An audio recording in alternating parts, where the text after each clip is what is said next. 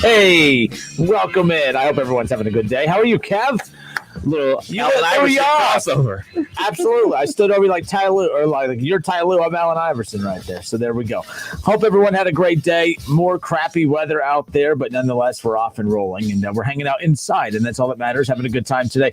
I'm pumped for today's show. We're adding a new feature to the show called the Sympathy Meter, and everyone knows Kinner has like zero sympathy for like anybody out there. Like, I mean, my goodness, you would think that, I'm not that like, for me, having no sympathy for a lot of people, especially in sports, like I'm a pretty emotional dude. Like Are you? I feel bad for a lot of regular people. I just don't feel bad for, maybe it's the jealousy in me because I make so little money in life that I just don't like rich people. I have no clue what my problem is, but I have no sympathy for athletes half the time. I don't know why. It's not like personal. You have more sympathy for the sports owner teams than you actually have the players. I guess it's because, maybe it is jealousy. I think it's jealousy because athletes are starting to be able to go tell their bosses what us common folk, and I don't mean tell their bosses so I don't get fired on this show, but they get to stand up to their company the way we wish we could just stand up to our company. Absolutely. And I think it's as simple as that. I live in a world where if I can't do it, then screw you, buddy. You can't do it either. So there we go. Anyways, welcome in. It's the Justin Kinner Show with Kev Nash, presented by Orion Sports Medicine. And I tweeted this out last night, and you have the Garrett Cole comment lined up, right? So there's a lot of controversy going on in Major League Baseball regarding the use of sticky substances for pitchers, giving them an advantage with the ball, and with everything going on right now. We're talking about juiced baseballs, juiced players. The offense is at an all-time low this year for Major League Baseball, at least to this point of the season. I've already had a record amount of no-hitters. That has died down over the last couple of weeks. I know that sounds funny, weeks. It has died down. We got up to 6 very quickly. We averaged about a no-hitter a week for the first month and a half, 2 months of the season, and it slowed down a tad. That's why I did say as the weather started warming up, I did believe we were going to start seeing less of those, and we haven't had one in the last, I think, 2 weeks. I still think they can kind of pop up in little cycles. Who knows? But Garrett Cole was asked a simple question that let me put it this way. If you have done something you shouldn't, and somebody asked if you have done it, I hope that you're a good enough liar to not come up with an answer like this. If your significant other asked you if you have cheated and you respond the way Garrett Cole responded when asked if he had used a foreign substance, I feel bad for the end result of what's about to happen. So I'll set the scene and we'll play the audio. Garrett Cole was asked. Again, remember, Garrett Cole was also a part of the Houston Astros cheating scandal as well. But it's an interesting thing here. So he was asked point blank by the media, do you use or have you used a foreign substance or any kind of sticky substance when on the mound? Here's Garrett Cole's response. I don't know. Huh? I don't know if I don't quite know how to answer that, to be honest. I don't know how to answer that, was his answer. Now, I'm not going to lie to you. That is a 20-second soundbite that I condensed down to less than 10. Play it again. That gap right there is 10 seconds long. I cut it down. I don't know if it was awkward. I don't quite and know uncomfortable. how to answer that, to be honest. You don't know how to answer that. If your significant other said, "Did you cheat on me?" and you say, "I don't. I don't know how to answer that, to be honest." You're an idiot, and that means you probably have. Absolutely. So, yeah, it's strange. So the first time I heard that audio, I was in the car. I was listening to Greeny, and I heard he played the audio, the raw audio, the whole thing, not the clip that you trimmed down. And the pause in there, I almost called you and said, "Hey, man, I think we're off air." By the way, that's why I cut it down. It was a legitimate, it was a legitimate 11-second pause. It was a legitimate 11-second pause.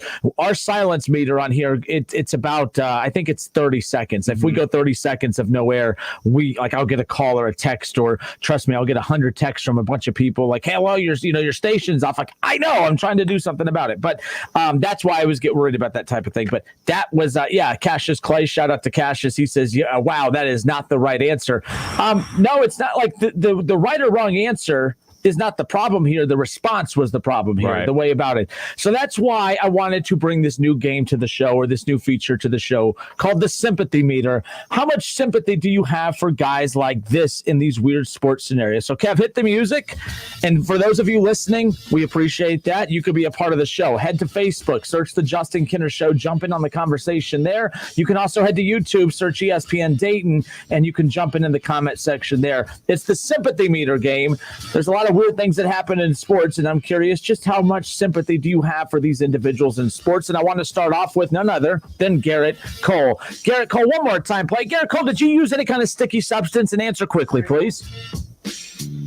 I don't know. I don't know if I don't quite know how to answer that, to be honest. Okay, when you say you don't know how to answer it, you already answered it. The answer is, it's the answer we don't want to hear, and you're uncomfortable saying, yes, I've used sticky substance. So, but here's what's fun about this game is how sorry do we feel for these guys? What kind of sympathy do we have? I actually feel very sorry for this individual. I'm on a scale of 1 to 10. So, folks, we do a sympathy meter game. On the scale of 1 to 10, how much sympathy do you have for these individuals? Okay, Kev, you're looking at me crazy, but hear me out. On a scale of 1 to 10, an 8. What? Because this is baseball's fault. Hear me out. Just like if this would have been during the steroid era. And these guys were unsure how to answer these questions because at one point it was okay to use steroids. At a certain point, they just snapped their finger, no longer allowed to use steroids. And then post date of when initiating the no steroids mandate, then they say, well, have you ever used steroids? And if you say yes, you're an automatic cheater, even though you technically were not breaking the rules. Right. There are some substances you can and cannot use. Right. They are using the substances you can. There were some steroids you could and could not use. Those players, some were using the ones you still couldn't, just like today. Players are still idiots and dumb enough to still try to use these things. I feel bad for him to a certain extent because the reason is, and I should have put the full soundbite in there, okay? Because the full soundbite, he goes on to say, there are some traditions that were handed down from one generation to the next. The guys that handed me, that taught me this, were taught from the generation before them. There's always been. Oh, that's part of the music that threw me off. There has always been that in the game. There's always been substances used in the game. Some are banned, some are not. He is using certain sticky substances that the league has not banned yet. They are now cracking down on it. And now we're going to call these guys cheaters because they were using stuff that hasn't been banned. And now it's banned. And now we're going to say, well, they've used it this season already, so now they're cheaters. That's why, Kev, I have a little sympathy for this situation right here because where baseball picks and chooses the weirdest times to want to crack down on things. They've known that this has been going on for decades, and now they want to come in and play good cop when they've been bad cop the whole time. That's why I have a little sympathy. So on a scale of 1 to 10, 8. Though. I do, because I don't think he's done anything wrong here. He has not done anything wrong. If he is more than a little, though. I'm going to go for 10. I don't think he's done anything wrong. If you are allowed to use this, if baseball has not cracked down on it before, he hasn't done anything wrong. He was nervous to answer this because it's just like in steroids, back when you were allowed to use it, and then they said you can't use it, and then they've asked, well, have you ever used steroids? If I say yes, do I risk getting suspended if I say I've used steroids because it's not allowed right now? Like what's illegal now wasn't illegal then. So you know what I'm saying? Right. So that's why I have sympathy in this situation. Although it's just not a good look for him because he was a part of the cheating scandal with the Red Sox, with the Astros, and now this. It's just a very strange scenario for him. I give him a 10. I'm gonna go a 5. I'm gonna go for a 5 for all the same reasons that you just explained. You know, obviously everything that baseball has been involved in, from the steroids, from way back in the day with the White Sox, with them betting on baseball, with everything in Cincinnati and everything like that. So there's been so many black eyes in the game of baseball, but the commissioner and the people in charge of baseball really just always just kind of just repair it as opposed to fix it. Look the other way. Yeah, the other way. They're doing a workaround and everything like that. And then, like you said, they come down with the hammer in the middle of it as opposed to knocking it out the park before. You know what I mean? So I feel a little sympathy for him, but just because his face was just priceless. I mean, I got to think that every hitter in Major League Baseball is like, we got him. But you know what? The hitters have been cheating for years too. Everybody in baseball is a cheater. Everybody. And the reason I can't go any higher than a 5 is because he was a part of the Houston Astros. You were down with cheating then. You're cheating now. You're a cheater. But then I think about it like, dude, the batters are on steroids. The pitchers are using snot and sticky stuff to throw the football, the baseball and everything like that. Everybody's out there cheating. So I don't really have too much. You know what? I'm dropping down to a 3. I'm dropping down to a 3, man. I don't have no sympathy for the players. I don't have no sympathy for people that decide like, hey, man, baseball ain't for me anymore because this game can't be trusted. I have zero sympathy for the game itself or the players in this situation. Man, so people are not as sympathetic in the comment section. Again, this is why I love this already. People right now are voicing their opinion. Again, if you're just tuning in, it's the new Sympathy Meter feature on the Justin Kinner Show with Kev Nash, presented by Orion Sports Medicine. We bring you different scenarios from the world of sports, and we try to rate it on a scale of 1 to 10 called the Sympathy Meter. How much sympathy do you have for an individual in these various situations?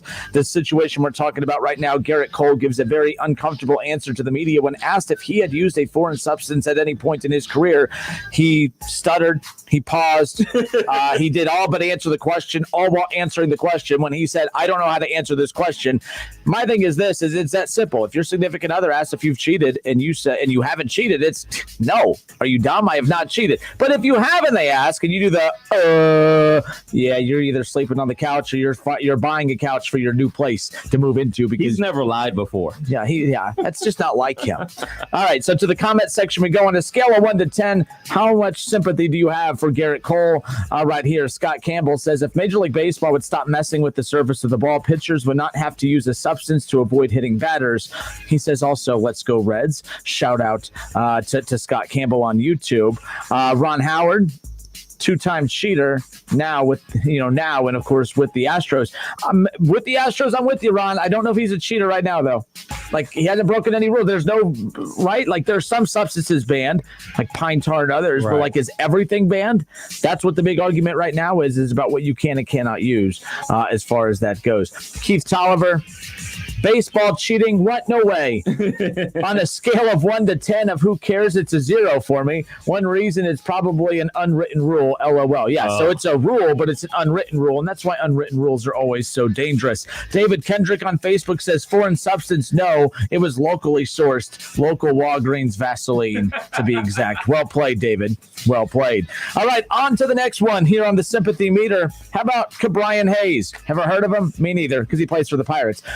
So Ke'Bryan Hayes last night, he had a home run against the Dodgers, Kev, that was reviewed for what many thought was a home run foul ball review. Okay, It went off the right foul pole, and everyone wasn't sure if it was fair or not. So Ke'Bryan Hayes, he takes off on a dead sprint. Okay, but then the fireworks start going off, and it's like, oh, it's a home run.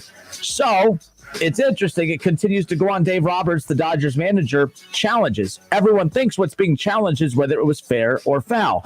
After the officials were reviewing this, they come out and they show the out sign. Now everyone's confused because you're just talking about fair or foul. There's no fair, foul, or out. It's just fair or foul.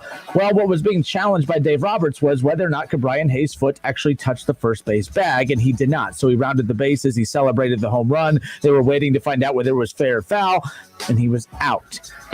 On the Sympathy Meter, on a scale of 1 to 10, how much sympathy do you have for Ke'Bryan Hayes, the player who no one's ever heard of until now for the Pirates? This is a bad way to get your name in the headlines, but at least we're talking about him. We'll probably never say this name again. But it was a home run. But he missed the tag at first. Full 10. Full 10. Another dumb rule by baseball. If the ball goes over the fence, it's a home run. Why do you even need to run the bases? That should be it. That should be a wrap because the ball is out of the field of play. It's not like somebody can have the opportunity to get the ball and tag you out. It's a full 10. It's another dumb rule by baseball. If a home run is a home run, you just take the victory lap. That's the victory lap in itself. You run the baseline and everything like that, and you pound on home just to celebrate with your teammates. But the fact that the ball is out of play, it's over the fence, you can't go get the ball and tag them out. It's a home run. They should have won that game. I feel 10, full 10. 0. I do not feel bad for this moron at all, and here's why. In baseball, it's the only professional sport I know where we are asking these professional millionaires to do less and less of their job. They don't have to bunt anymore. They don't have to get base hits anymore. All right, they don't even have to play defense anymore because they just shift over and stand there, and literally the ball comes right to them. The least that these mofos could do is run the damn bases and run it. I mean, that's pretty simple.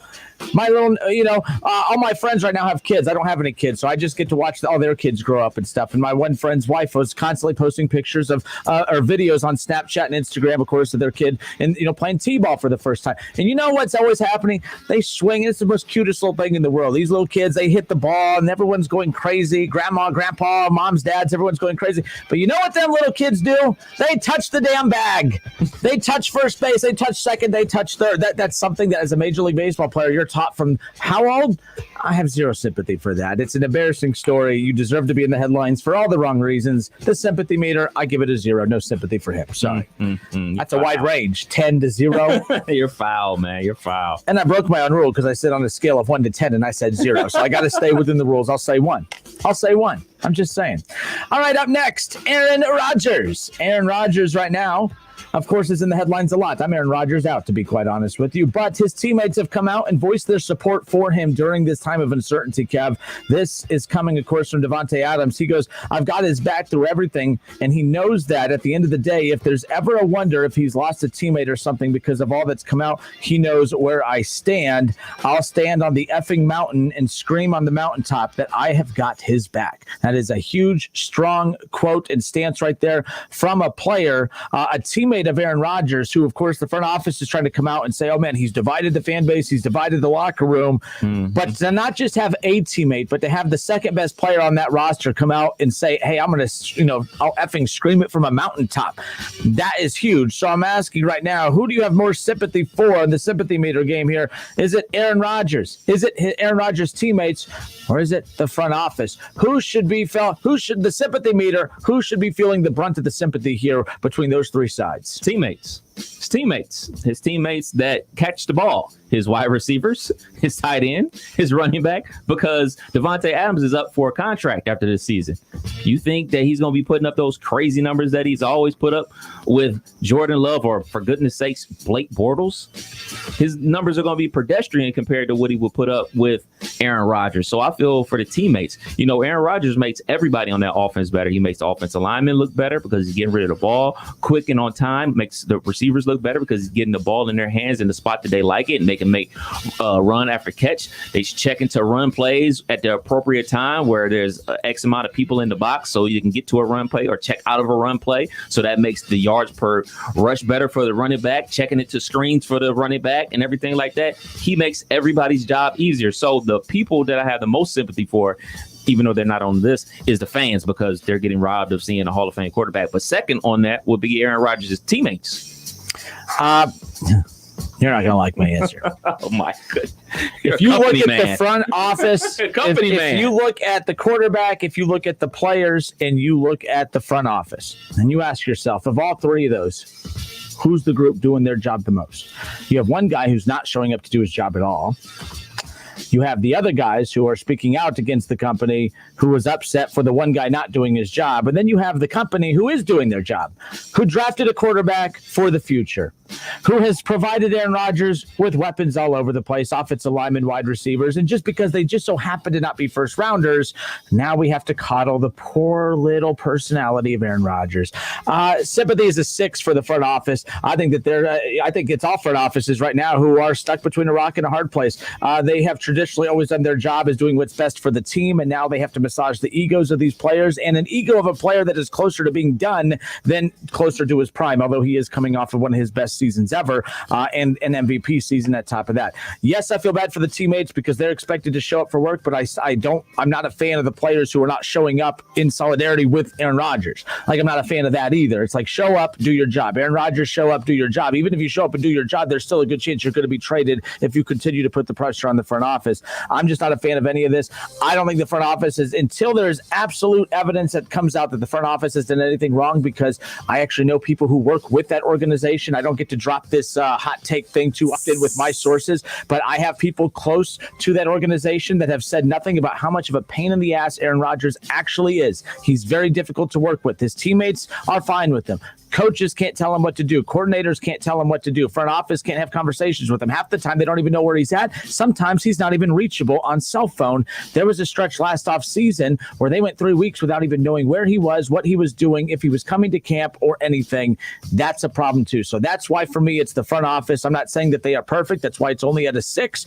It's a little bit of the front office because you know what? I get that athletes need to be coddled to a certain extent, but there also has to be a good balance of power. And right now, the players should not have more power than the actual organization itself. And that's just my opinion. So I had a 6. So there you go. Sympathy meter, the last one up on deck. Paul George of the Clippers. Woo! Paul George of the Clippers is getting heavy criticism once again as the Clippers go down in game 1 against the Jazz. Now, Paul George did have 20 points and 10 rebounds, but did miss some key shots down the stretch when the Clippers needed him the most. Using the sympathy meter, how much sympathy are you feeling for Paul George right now, who, again, Kawhi Leonard's the luckiest SOB ever. He's the luckiest face of a franchise because I have never seen the star player actually the blame get passed on from him to the second man. Paul George had a pretty good game last night, missed some key shots down the stretch, yes, but holy smokes, man. Paul George continuing to get ripped for the Clippers loss last night. He is such an easy target, and I just don't know why. I was talking to my buddy about this. He's a Lakers fan, and he's a real Lakers fan. Like, he's not like the guy that just, LeBron's there, I'm a Lakers fan. Like, he's a bona fide Lakers fan, and he can't stand the Clippers because, he's a Lakers fan and everything like that. And I asked him, I was like, what is it about Paul George that people just don't like? I was like, from my recollection, only things that I can say that were corny or things that people could have a problem with is him giving himself his own nickname, which is weird, calling himself Playoff P. Okay, that's weird. And then 2, calling the 50-foot game winner Dame hit in his face a bad shot after he already dropped 47 points on you. So I was like, outside of those 2 things, why are people at his neck like this? Because anytime that Paul George misses a shot, he could miss a half-court shot at the buzzer. He sucks. Steph would have hit it. LeBron would have hit it. Dame would have hit it. Like, he gets ran over with the bus constantly, and I just don't understand why. So for me, I do have sympathy. I'm not going to go all the way to like a 10 or anything like that, but a good 4, because I'm with you, because Kawhi Leonard, like they really had about the same game. Now, I got to be perfectly honest. I fell asleep at the first quarter of this game. So normally I'm up all the way watching all these playoffs games. I didn't see the game. I saw the highlights and everything like that. And I saw the guys talking about it on ESPN today, but looked the box score. I checked everything out that I could to get some intel on this game. From my point of view, he helped bring them back in the fourth quarter because they were losing in the fourth quarter, and him attacking the rim, going to the free throw line because his jump shot wasn't falling. That's a smart thing to do. That's a smart thing to do as a basketball player. He had 9 or 10 free throws. He had 8 of those in the fourth quarter. So you're doing your part. He's rebounding. So I don't understand why he all of a sudden is the guy that takes a brunt of this stuff. I just don't get it, because there's a lot of other guys in the NBA that have done crazier things than he has. I mean, for goodness sakes, James Harden wore a fat suit. And it's all good, man. I just don't get it. So for me, it's a 4 for Paul George. Yeah, Giannis Antetokounmpo, in my opinion, does not have a true number 2. He has a number 2. I don't think he's I don't think he's a top 5 number 2 threat in the league. But Giannis gets blamed for not being able to go up against probably one of the most dangerous rosters in the history of the NBA in a small amount of time. He gets, the best player on the team gets ripped for that. LeBron, when Anthony Davis goes down, it was up to LeBron to get the Lakers past the Phoenix Suns, who are, have a good balance of youth and veteran led. That the number 1 player gets ripped for there.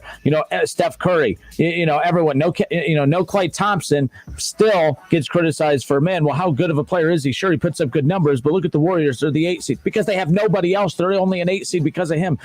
But when it comes to Kawhi Leonard, it amazes me that Kawhi Leonard just gets the pass. You want to talk about the guy. I mean, he's the number 1. He's why Paul George even ended up in Los Angeles to begin with, because he was with Russell Westbrook as the number 2 over in Oklahoma City Thunder before, of course, he ending up in Houston. Now, Kawhi Leonard in the playoffs is averaging 32, 33 points a game. He had 60% shooting, which is crazy. 23 points last night. He was double digits. He was almost double digits below his playoff average. He is the number one. He's supposed to make those shots down the stretch. Pippen was the all-around player in the quarters, 1 through 3.5. And then it was MJ who closed it out. Anthony Davis dominates the first, LeBron's very dismissive. He passes the ball around. He gets his teammates involved, and then he takes over late in ball games. That's what the number ones are supposed to do. And last night, your clutch player, Kawhi Leonard, who has been absent in many, many games, every time the Clippers lose, it's because of Paul George. It's never because of Kawhi Leonard. I have a problem with that. So my sympathy meter rating for Paul George, I'm going to put that at a 6 because I still think he's greatly underperformed for being what was supposed to be this great MJ Pippen, type of duo. I don't think he's lived up to that at all. But last night, I'm not going to put that on him. If your number 2 gives you 20 and 10, and that's his average. By the way, he averaged 23 points a game in the playoffs. In the regular season, he's averaged 23 points a game in the playoffs. There's been no decline in his play. He's been the same player. He hasn't elevated. That's on Kawhi. I'm all about blaming Kawhi on this. So my sympathy meter is at a 6 for Paul George. But most nights I'm usually going to have no sympathy for him. But I do have it for this because I don't get why Kawhi gets passed over for the blame. That's all. And that is our sympathy meter game. So there you go. So what do you think? Thumbs up, thumbs down? You like it? I like it. I like the sympathy meter. Thumbs up. Thumbs down on you. How you just love the organizations. Yeah. Company man. You're moving up in the company. Taylor. Yeah, like hell. Taylor Chipman on Facebook. Shout out to Taylor. Says Company Man Kinner. Yup. New nickname. Company Man Kinner. But see, people give out nicknames without trying to shoot down. What did I say that was wrong there? Aaron Rodgers isn't doing his job. At least someone gave you a nickname and you didn't think of it on your own, Paul George did. You want my favorite nickname for you? This dude hasn't been around in a while, but you used to be called Nash Hole, which was my favorite. I love that one. I wish that one would have stuck. Sure I would have made T-shirts if that would have taken up Nash Hole. That's awesome. I'm sure he's waiting for football season. Yeah, I'm sure. Kev Nash, Nash Hole. It's great stuff. Company Man Kinner. I've been called worse. So there we go. All right, folks. That was the sympathy meter feature. Of course, we'll keep doing that more moving forward. But I like that. And come on, Garrett Cole, you got to do better than that. Man, he had to be. Did you hit that again? I don't know. I don't know if I don't. I don't know. I don't know if. I don't quite know how to answer that, to be honest. That was uncomfortable. That was really uncomfortable. That was super, super uncomfortable. Holy the look smokes. on his face. I mean, you're in New York, and he looked totally thrown off by that question. By the way, how stupid are you? That's been the biggest talking point in baseball. And you should have expected that answer. He acted like that came out of left field. He's like, you got to bang on a trash can. You got to warn me before a shot like that comes at me. We'll be back. I love the question, though. Good for that guy. He was direct. Have you ever used whatever this substance is called during a baseball game? So it left him no wiggle room to say, have you ever used it? Oh, I've used it, but, only in batting practice, Sosa said with the cork bat situation. He came directly, have you ever used this sticky substance during a baseball game? Sound like a DJ scratching. I mean, you got to do. I mean, Ronnie from the Jersey Shore, deny. He's probably not a good name to bring up right now. He's no longer part of the Jersey Shore series because there was red flags back during that show that what he ultimately got in trouble for is about what you expected after watching the beginning stages of that show. So I will say that, but nonetheless, he should have expected that coming. I have no clue how he could actually sit there and how that question caught him off guard when that's the number one topic in baseball right now, and you're in New York. And you're going to get the heat from the media, and you're one of the best pitchers in baseball. Why wouldn't they ask you that? That's what amazes me as far as that goes. Taylor Chipman on Facebook, he says, love it, boys. Thanks for the shout out. Show's awesome. Thank you, Taylor. And that's coming straight from the company man himself, Mr. Kinner. For Nash Hole, I'm Company Man Kinner. We'll be back in a moment. More of the Justin Kinner Show with Kev Nash, presented by Orion Sports Medicine next. Listen, stream, watch. It's the Justin Kinner Show with Kev Nash, right here on Dayton's ESPN Radio, 1410 Wing AM. ESPN 1410 Wing AM weather. This afternoon will be cloudy with showers, a high near 78. Tonight's going to be mostly cloudy, a low near 68. And tomorrow will be mostly cloudy with a chance of showers and thunderstorms, a high around 83. I'm Pete Spivak for 1410 ESPN Radio. For the one standing guard. For For the eagle-eyed. For the knights in shining armor. And for all those who support them. We are Grainger, your experienced safety partner, offering supplies and solutions for every industry, committed to helping keep your facilities safe and your people safer. Call clickgrainger.com/safety or just stop by. Grainger, for the ones who get it done. Goodyear knows the importance of keeping momentum as you head down the stretch. Momentum starts with movement. It's pulled from the air like a contested rebound. Momentum builds with steals and fast breaks, and is proven by deep threes as the shot clock expires. Momentum is how we change the game, and now it's time to discover where it can take us. Goodyear, more driven. It's time for some straight talk. Sure, saving money feels good, but cutting your wireless bill in half? That feels really good. Like walk-off home run in the ninth inning kind of good. Okay, maybe not that good, but pretty darn good. With Straight Talk, you can get 25 gigs of high-speed data for $45 a month, up to 50% less than the other guys. Plus, no contract. All on America's best networks. Why pay a whole lot when you could pay half? Straight Talk Wireless. No contract, no compromise. There's a lot of talk about getting back to the way things were. But what does that mean? Does it mean getting back to feeding our community? Is it about getting back to moving Earth? Or planting the seeds of the future? For the folks who run with us, there is no going back. Because they've never stopped working towards a better tomorrow. Together, we run forward. Nothing runs like a deer. Learn more at johndeere.com. Just like your favorite hometown baseball team, your Enterprise Roofing team is all about protecting home. We've been locally owned and operated since 1926. So, for high-quality roofing repair and replacement services you can count on down the stretch, call 937-240-2206 or visit roofup.com today. Enterprise Roofing is a proud supporter of the Cincinnati Reds. My part-time service in the Army National Guard makes it possible for me to be more for the community I call home. I'm a better neighbor because my service has taught me how important it is to be a team player. My training helps me in my classes when I give attention to detail to the task at hand. My service in the Army National Guard allows me to keep my country safe from threats. Learn more about how you too can live and serve part-time by visiting nationalguard.com. Sponsored by the Ohio Army National Guard. Aired by the Ohio Association of Broadcasters and this station.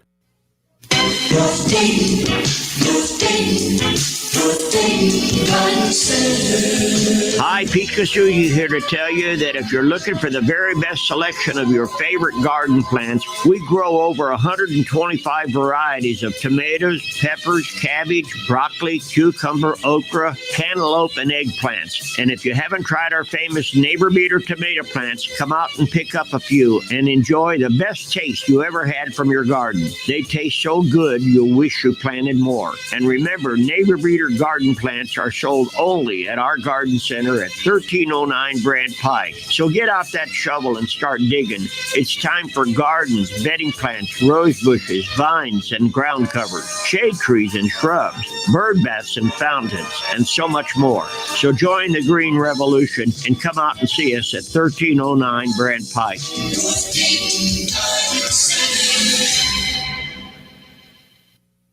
Cordell Transportation is now hiring Class A CDL drivers. $5,000 sign-on bonus. That's right, $5,000 sign-on bonus. Home daily dedicated lanes, no-touch freight. Apply today at CordellTransportation.com. Cordell Transportation, driven to succeed. Menards has what you need for an outdoor update. Make your lawn stand out with Scott's Thicker Lawn. It's a combination of grass seed, fertilizer, and soil improver that makes your lawn thick and hardy. A bag covers up to 1,200 square feet. Save 11% on all grass seed, including Scott's Thicker Lawn. Get 11% off everything now at Menards. Good through June 12th. Savings are mail-in rebate. Some exclusions apply. See store for details.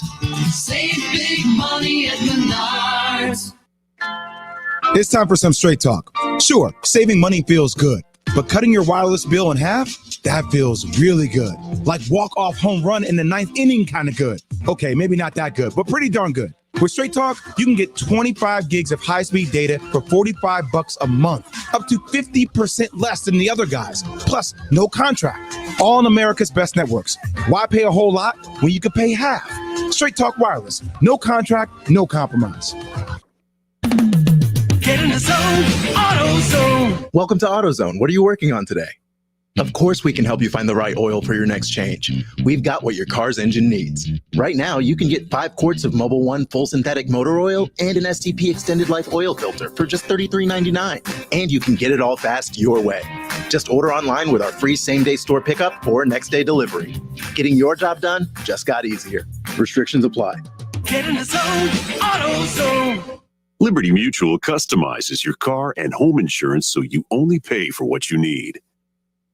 Liberty, liberty, liberty, liberty. The Reds are on the radio. Every hit, every strikeout, every Reds victory. You can catch all of the action all season long right here on Dayton's home of the Reds, 1410 ESPN Radio. On Twitter, make sure to give us a follow. Search 1410 Kinner for Justin Kinner on Twitter. That's 1410 KINNER. And ESPN Dayton for the station Twitter handle.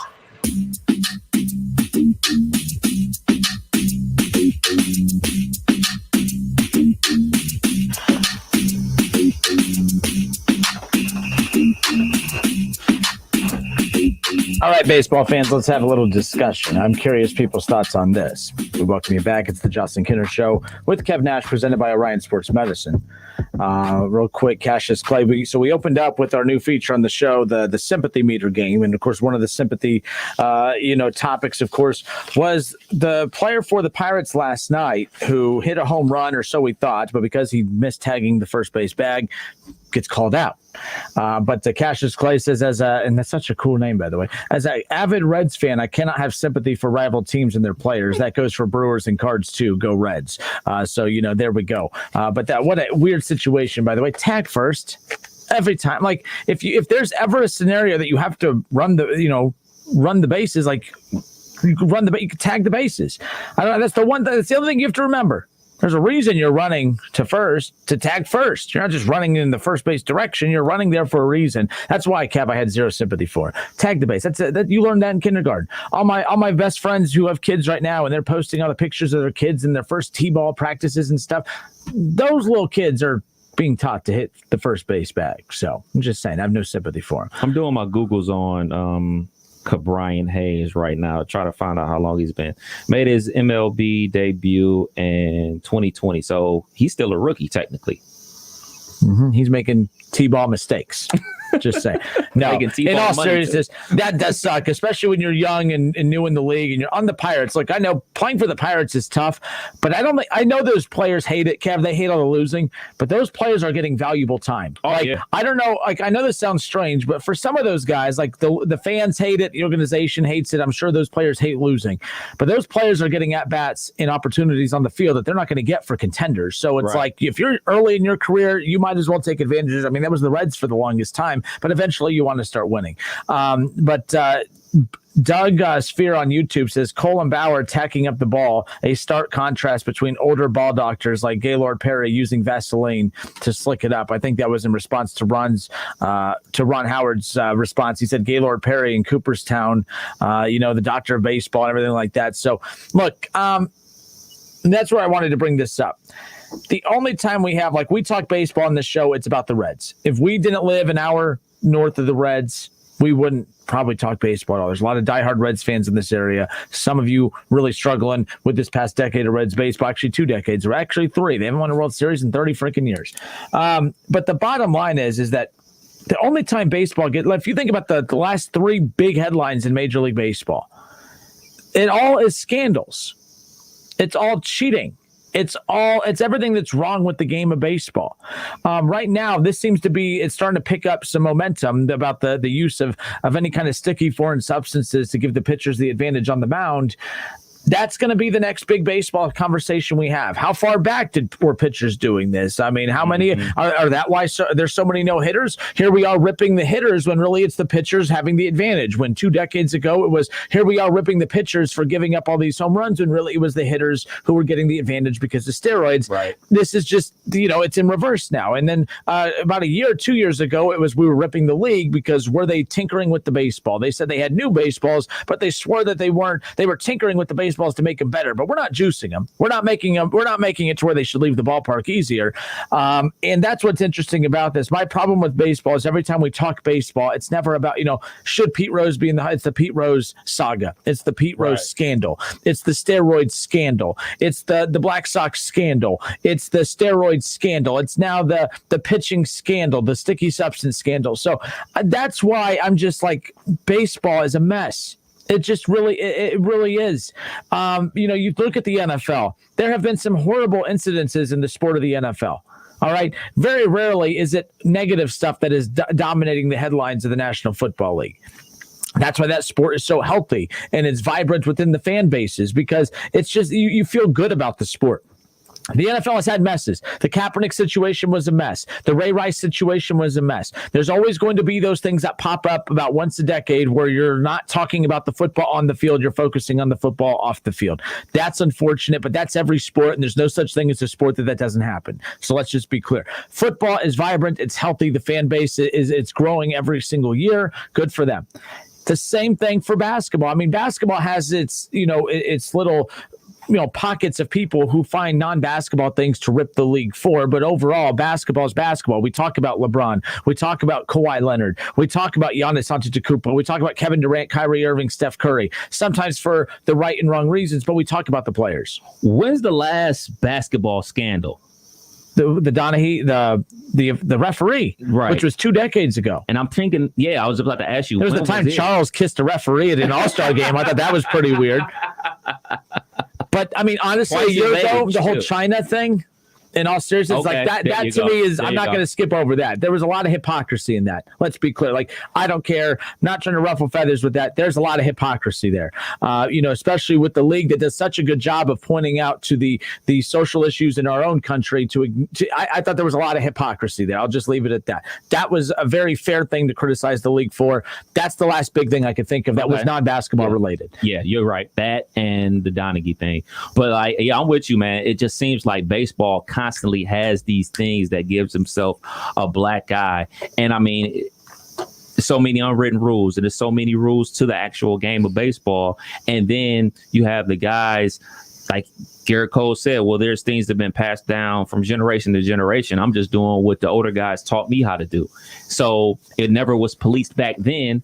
So what do you expect? The guys today to not do the exact same thing that the guys did before them that were successful? And now these guys today, they're making a ton more money than the guys did back then. And Garrett Cole's job is to strike people out. The more people he strikes out, the more games he wins, the more money he makes. So, of course, he's going to be doing whatever he has to do to strike people out. And especially if it's not technically written in there, if you're going to say like, or you can use these sticky substances, but not these sticky substances. Or you can use these steroids, but not these steroids. No steroids, no sticky substances. How about that?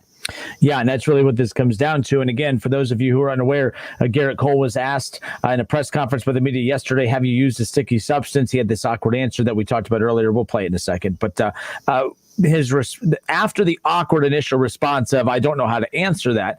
And to be honest, Kev, his answer was very good. It just started out so uncomfortable that anything he said after was negated because you look so guilty doing it. Okay. Justin Kenner, have you ever used a sticky substance during a baseball game? Well, that's a tough question to answer because I think there's more. There's more to it. There's more to it than just saying, have I used it? You got to understand, you got to ask, have I broken any rules? Because the stuff I have used is not on the banned substance list. If you go back, I mean, generations of great players have passed on this, this approach to the game from one generation to the next, whatever. I'm butchering this. But the point is it's like, you got to lie better. I'm not a great liar, but you got to lie better. Hey, Kev, have you ever used sticky substances in baseball? Nah. All right. And then we all move on. Nah. And then we all move on. Nah. And so the reporter's like, N-A-H. Got it. That's all you got to say, bro. Nah. And that's it. I mean, and they gonna pepper you all that. Nah, wasn't me, bro. The Jersey Shore with Ronnie. Deny. That's what I'm talking about. There you go. This dude must have been faithful all through college, all through high school, all through his 20s. Look, bro, I ain't trying to tell people out here to lie in their relationships, but we've all been there when we're younger, much younger, and you've been confronted with that. And nah, wasn't me. I don't know what you're talking about. Man, don't listen to her. That's what he gave you to say. I have a picture. It's Photoshop. That ain't me. That ain't me, man. You don't smile Everybody like that. dressed like that. I don't even own a hat. Well, I don't even know what you're talking about. Oh, yeah. Holy smokes. But what a mess. But yeah, if this ends up being bigger, if this becomes, you start snowballing into something bigger. But again, it was the Houston Astros scandal. It's always something. It's always something with baseball. It's never about the game itself. It's never about the record or the players on the field. It's crazy. It was about the Houston Astros, then it was about the juice baseballs. Now it's about the pitchers with sticky substances. And then when we get to the Hall of Fame, we'll start talking about all the players who should be in that aren't, like Barry Bonds and like those. It's always negative talking points.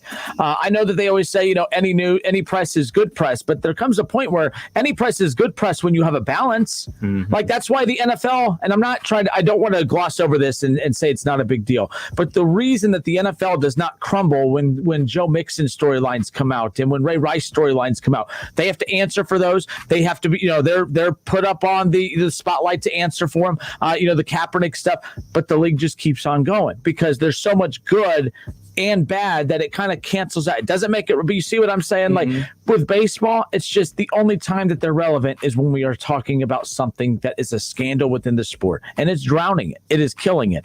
And pace of play is not going to fix that. All right. Pitch clocks aren't going to fix that. Advanced analytics, stat nerds, new little, graphics and during the baseball game showing you launch angles aren't going to fix that. None of that stuff is going to fix the mess that is Major League Baseball right now. It's frustrating. It really is. We should be talking about the team. Like, how about the Giants? They're a great story in Major League Baseball right now. All the attention was on the Dodgers, the defending World Series champions. All the attention was on the Padres for giving Tatis Jr. that record deal so early. And then here are the Giants right now sitting in first place in that division. That's a great storyline out of the National League right now. But we're talking about pitchers using sticky substances on the mound. Like this, baseball is very exhausting sometimes. It really is. Like we're never focused on the talent on the field. It's always on these scandals.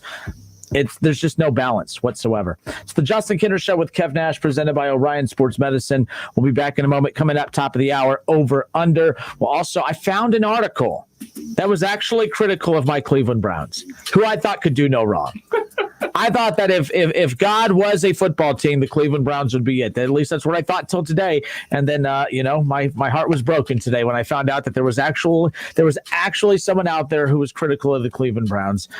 We'll be back. And I found an article that was praiseworthy of the Bengals too. It's a good balance. It's a balanced Wednesday. There you go. We'll be back in a moment. It's the Justin Kinner Show with Kev Nash on 1410 ESPN Radio. Listen to this station anytime, anywhere on Odyssey. Odyssey is your new audio home for all the music, news, sports, and podcasts that matter to you. Odyssey. That's AUDACY. You have empty office space to fill or home office to create. You know what you need. You know what you'd like. But you also have a pretty good idea after you've shopped around the usual places what you need and what you like might not happen. Well, then you haven't been to Charles Larrick's Warehouse Outlet. Nobody has their selection. Nobody has their discounts. And every week there's something new. If you need office furniture, Larrick's Warehouse Outlet can sell it to you for half the price and below manufacturer's selected prices. Half price and below on hundreds of items. Selection from budget to the best. Really, desks from $50 to $5,000. Filing cabinets from $25 to $500. Before you go anywhere else, do yourself a favor and come to Larrick's Warehouse Outlet. With 25,000 square feet of selection, you're not going to go anywhere else. Larrick's Warehouse Outlet at 23 McOil Avenue, Dayton. Open Monday through Friday, 9 to 6. Larrick's, continuing the tradition. It's auction time again in North Lima, Ohio with home improvement products and building materials, and it's all online, ending this Tuesday at 12 noon. Go to pbauctions.com and register to bid on name brand home improvement products online. Kitchens, flooring, Anderson windows and doors, decking, unclaimed freight, and more, all sold online at pbauctions.com. Auction ends this Tuesday at noon, so we'll see you online at the auction. Because it's my vision, I take the most studied eye vitamin brand. Because it's my vision, I take the eye vitamin brand backed by 20 years of research. Because it's my vision, I take PreserVision. Age-related macular degeneration is the leading cause of vision loss in adults over 60. That's why the National Eye Institute did 20 years of clinical studies on the formula that's found in PreserVision. From the eye experts at Bausch & Lomb, PreserVision AREDS 2 formula eye vitamins contain the exact nutrient formula recommended by the National Eye Institute to help reduce the risk of moderate to advanced AMD progression. Because it's my vision, I made a plan with my doctor that includes PreserVision. Find PreserVision in the vitamin aisle. Available at Walmart. These statements have not been evaluated by the Food and Drug Administration. This product is not intended to diagnose, treat, cure, or prevent any disease.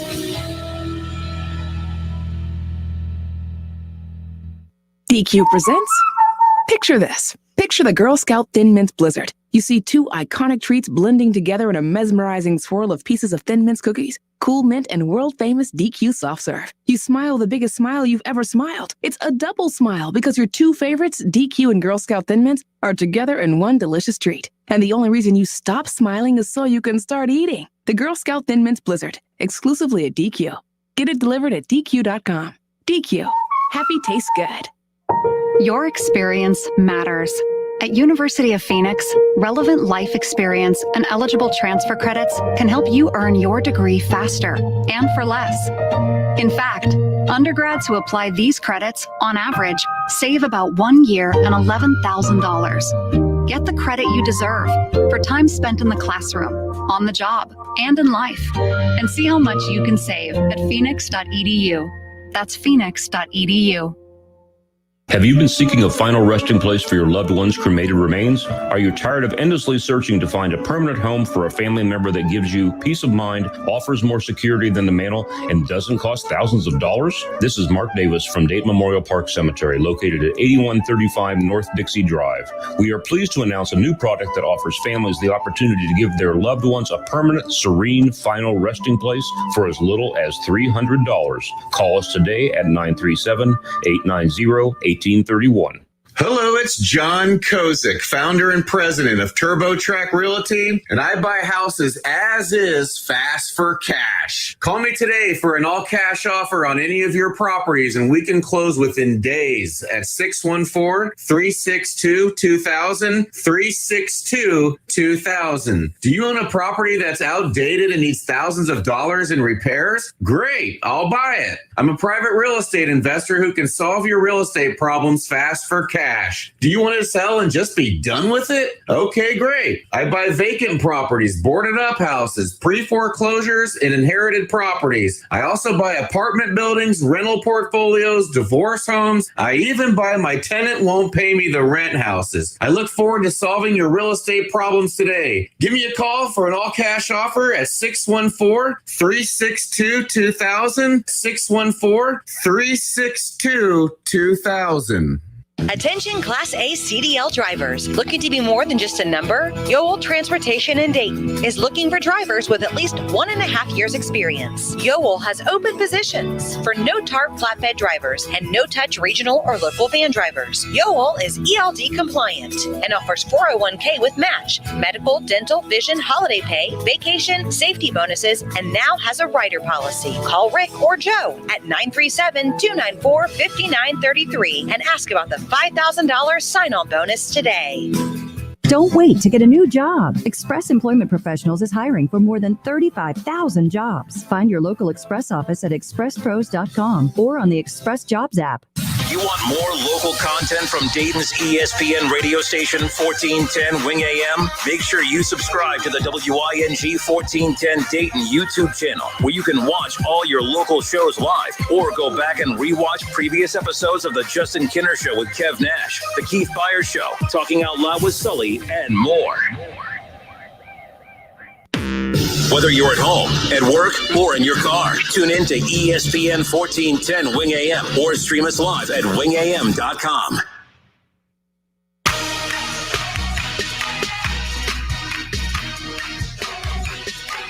All right, we are back. Justin Kinner, Kev Nash with you here on a Wednesday.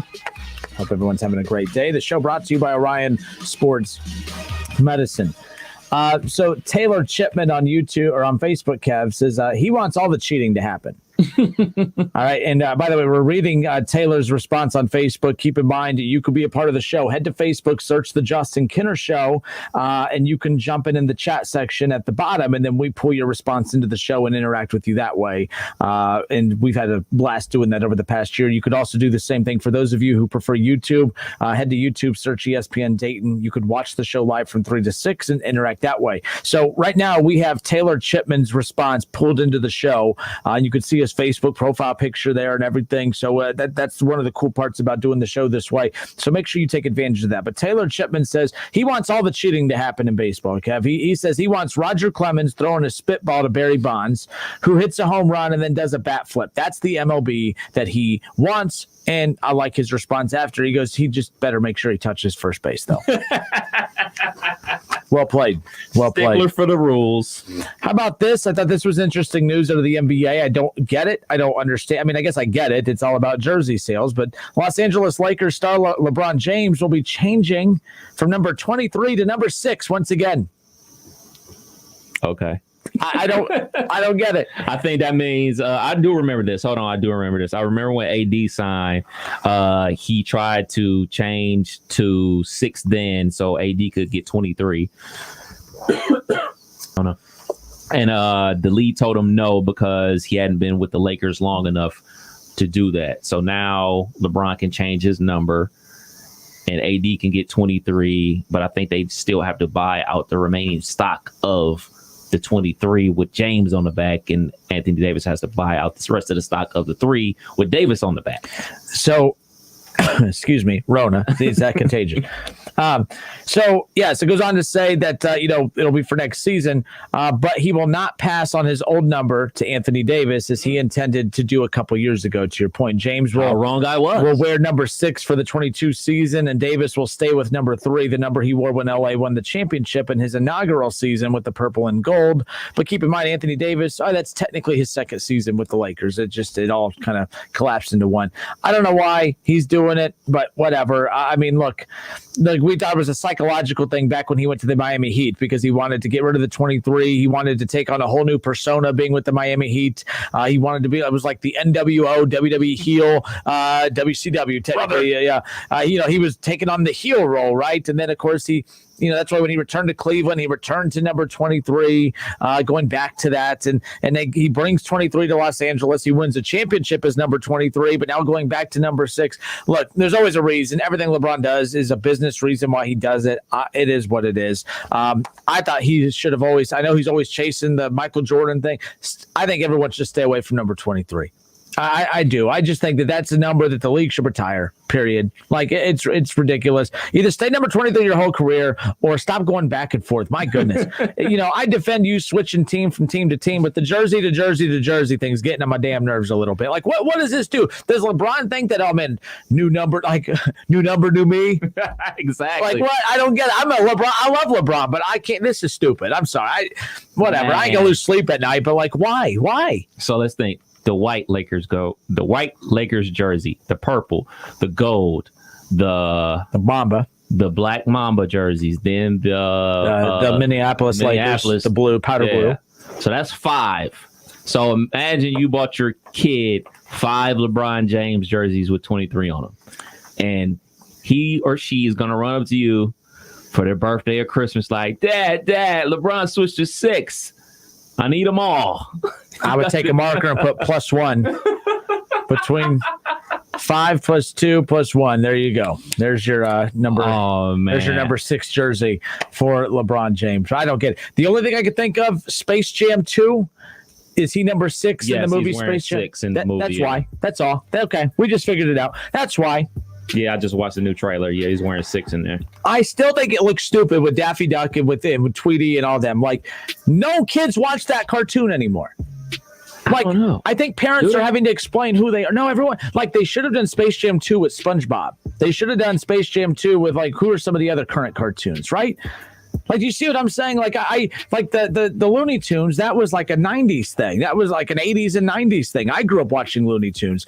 All my friends who have kids, because I have to live through their kids, all my friends who have kids, they don't watch Looney Tunes. I can't tell you how many times, like, I've been to friends' houses and their kids are watching cartoons in the back room, and I don't recognize any of these cartoons. So that's why after SpongeBob might be outdated for today's kids. I have no clue. My nephew, who's 6, my sister-in-law won't let him watch G.I. Joe yet. Oh, really? Yeah. Why not yet. Not yet. I don't want him watching that yet. I'm like, huh? I grew up on this. You should have seen some of the stuff I was watching when I was watching wrestling. Yeah, like the Attitude Era. Watching Freddie Krueger at 6 years old. I was watching the Attitude Era at 6 years. It put some hair on my chest. Got to see Sable. Oh, yeah. Jacqueline. Well, Jacqueline, Sable. Who else? Let's see. What else? Tori Wilson. Nice outfits. I got to go. Hour 2 next. Over under. Listen, stream, watch. It's the Justin Kinner Show with Kev Nash right here on Dayton's ESPN Radio, 1410 Wing AM.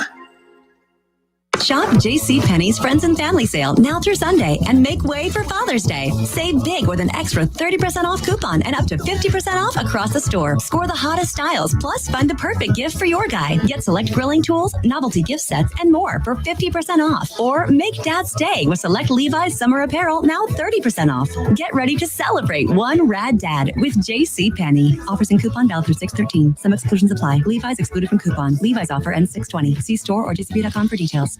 At Napa, when it comes to serving you, our motor never quits. And when it comes to getting you the part you need when you need it, with next day delivery or same day pickup, our motor never quits. And when it comes to making a difference in our local communities by hosting fundraisers and food drives, our motor never quits. And when it comes to telling you our motor never quits, yep, you guessed it. Our motor never quits. That's Napa know-how. Same day pickup and next day delivery available at participating stores and on in-stock items only. O'Reilly. Ready for an oil change? The professional parts people at O'Reilly Auto Parts are here to help. We'll make sure you have all the supplies you need to make the job quick and easy. Right now, get 5 quarts of Mobil 1 full synthetic motor oil for just $28.95. Plus, get a $10 gift card after mail-in rebate. Stop by O'Reilly Auto Parts today or visit O'ReillyAuto.com. O'Reilly Auto Parts. There's nothing better than a fresh-made home-style meal, but not everyone loves the hassle of cooking. At Lee's Famous Recipe Chicken, home-style happens here with our famous 12-piece family meal at a great price.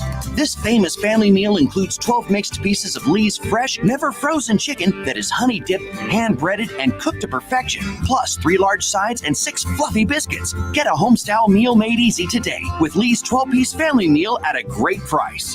Only at Lee's, famous for chicken. Hey, here to tell you about my friends at Cordell Transportation. They're now hiring Class A CDL drivers and offering a $5,000 sign-on bonus. That's right, a $5,000 sign-on bonus, home daily, dedicated lanes, and no-touch freight. Brand new equipment as well, medical, dental, vision, and company-paid life insurance. Call Cody right now. Apply online at CordellTransportation.com. Cordell Transportation, driven to succeed. Don't wait to get a new job. Express Employment Professionals is hiring for more than 35,000 jobs. Find your local Express office at expresspros.com or on the Express Jobs app. WING 1410 Dayton, Dayton's ESPN Radio.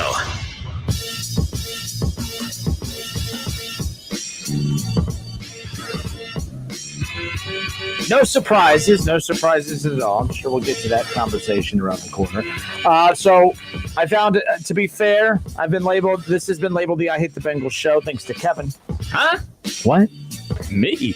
And I want to shift the balance of the show a little bit. I found an article that criticized the Browns, and I found an article that praised the Bengals. So we'll call it even. I have that coming up for you around the corner. But first, let's dive in. Kev Nash brings us over under. Kev Nash brings you over under. All right, Kev, kick us off. First up on over under. All right, number one, powered by Donovan Mitchell's 45 points and 18 from Jordan Clarkson, the sixth man of the year. The Utah Jazz beat the Clippers in the second round matchup versus the Clippers, taking a 1-0 series lead. Over or under, one more 45-point game from Donovan Mitchell in this series. For one, I'm going to say over. Well, you said 45 points. Yeah. I don't think it's going to be. I'm going to say under, but it's going to take 40-plus points for them to win that series. It's like they need that type of performance from him. I mean, again, I like that too. I like the makeup of it, but look, they needed that performance to win last night. I think they're going to continue to need that kind of performance. Like, we're ripping the team for losing, but it did take a heroic performance from him to be able to put his team in position to win. I don't think he's going to score more than 45 the rest of the series, but I mean, we're going to talk 35 plus, 35 to 45 in that range. It wouldn't surprise me if he gets that much, but I mean, that doesn't happen often in the playoffs. Players dropping 45 points like that. We've seen it a few times throughout the playoffs. They've been some great performances, but I'm going to say the under, but he's still going to be scoring upper 30s, low 40s as far as that goes. It is absolutely crazy that he has more 45-point games than Kareem Abdul-Jabbar, Shaquille O'Neal, Kobe Bryant, LeBron James, Michael Jordan, Kevin Durant, Steph Curry. Like, he has the most. He has 3 45-plus point games in his young NBA career during the playoffs. You know what? I'm going to go over because the Clippers have shown the inability to guard the newest young talent in the NBA. Luka went absolutely bananas in that series. Even though, all right, they quote-unquote slowed him down in the fourth quarter, but that game 7, Luka had 30 in the first half. So I see it as them kind of almost letting him go off and trying to stop the others around him. So I'm going to go over. I'm going to go over on that, man, because the thing that Donovan Mitchell does, like, really doesn't rebound the ball because, I mean, he's a guard. He's only 6'3", plays at the top and everything like that. So he's not like a rebounder, and he's not a point guard. His whole job out there is to score the ball. And when they run the offense through him, he scores the ball at a high clip and an efficient clip. So I'm going to go with the over because the guys that have to guard on the wing with the Paul Georges and Kawhis, you got to guard Joe Ingles out there on the wing and everything like that. And you got to drop back to rebound because they got a 7'2" dude down there rebounding. So I don't think they're going to have the luxury of putting Kawhi on him or putting Paul George on him. I think he's going to have free reign to go ahead and get buckets. So I'm going to go with the over. Yeah, and again, that's their only chance of winning. I shouldn't say the only chance, but I mean, it is their only chance to win this series. Look, we saw the Clippers turn it on late. I mean, when their back was against the wall, they finally kind of got it going against Dallas. It's like they need to face it. It's like they're so lethargic from the personality of Kawhi Leonard that sometimes they need to be beat up a bit to kind of wake up and to kind of respond. I think that they're going to have that response game in game 2. I think the Clippers win that. I think it's going to take 45-point performances from Donovan Mitchell for them to beat this Clippers team, but this Clippers team's so up and down, it's really hard to get a good feel for who they are. Luke Kennard, though, shout out to him, man. Still a big fan of him. Love seeing him out there on in this big stage. We could see him in the NBA Finals. That's how crazy that this is going to be. 15 big points last night. 15 big points. And again, this is a guy that was getting 0 minutes of playing time, 0 seconds of playing time in the first couple games of the Dallas series. Finally, Ty Lue makes a couple changes, and all of a sudden he's a part of. I mean, there's no secret that when the Clippers started playing better, I'm not saying it's because of Luke Kennard, but he was a part of some of the adjustments that Ty Lue made. Yes, they lost last night, but Donovan Mitchell dropped 45 on a very good team performance from them last night. I don't see 45 every night coming from Donovan Mitchell, which means at that point, the Clippers win this series. All right, number 2, Joel Embiid dropped 45 points, grabbed 13 rebounds. Plus, Shake Milton dropped 14 points off the bench to help the 76ers tie up their series versus the Hawks at 1 apiece. So over or under, this series going 5.5 games. I think this is going to go 7. I think it's going to be a lot of back and forth. I mean, look, Joel Embiid, good for him for coming out. I mean, he played motivated basketball last night. I think he was a little frustrated that he didn't get that MVP. We'll talk about that coming up here in a moment. Again, the MVP was named late last night, not late last night, but literally moments after our show ended, is when that official announcement was made of who the MVP was. Joel Embiid, not the MVP, but was considered one of the favorites to win the MVP for the majority of the season. Had he not been injured for a good chunk of that last stretch of the regular season, he probably comes away with that most valuable player award. But you saw last night, when he's healthy, when he's on the floor, he's a big-time difference maker. He was the big-time difference maker last night. He had 40 and 10. You talked about the big bench play last night as well for Milton. But, man, over under 5.5 games, I'm going to say right now that this is going to be over. I think it's going 7, and that's because of Trae Young.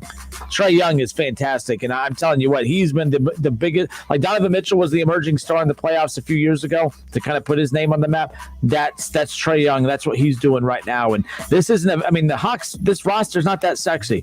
This is actually probably moving forward. If the Hawks are a smart organization, hopefully this is the worst roster Trae Young plays on moving forward for quite some time. And look at the noise that they're already making right now. So again, the series is tied up at a game apiece. It's now down to a 5-game series.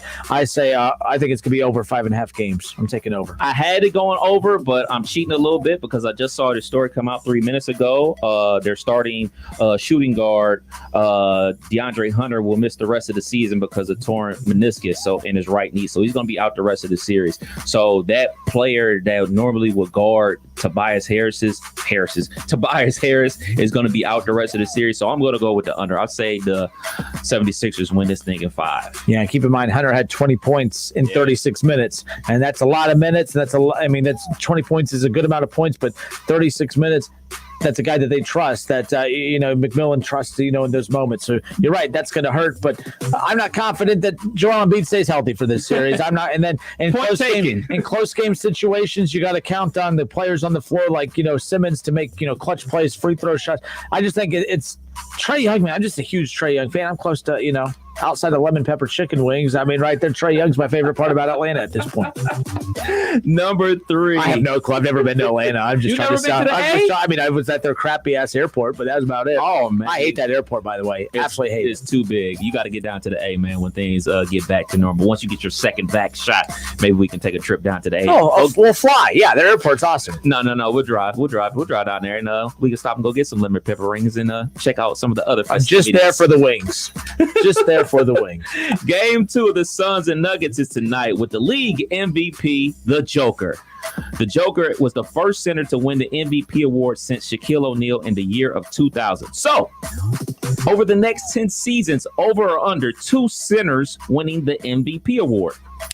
Look, over. So you said over, under 2 centers.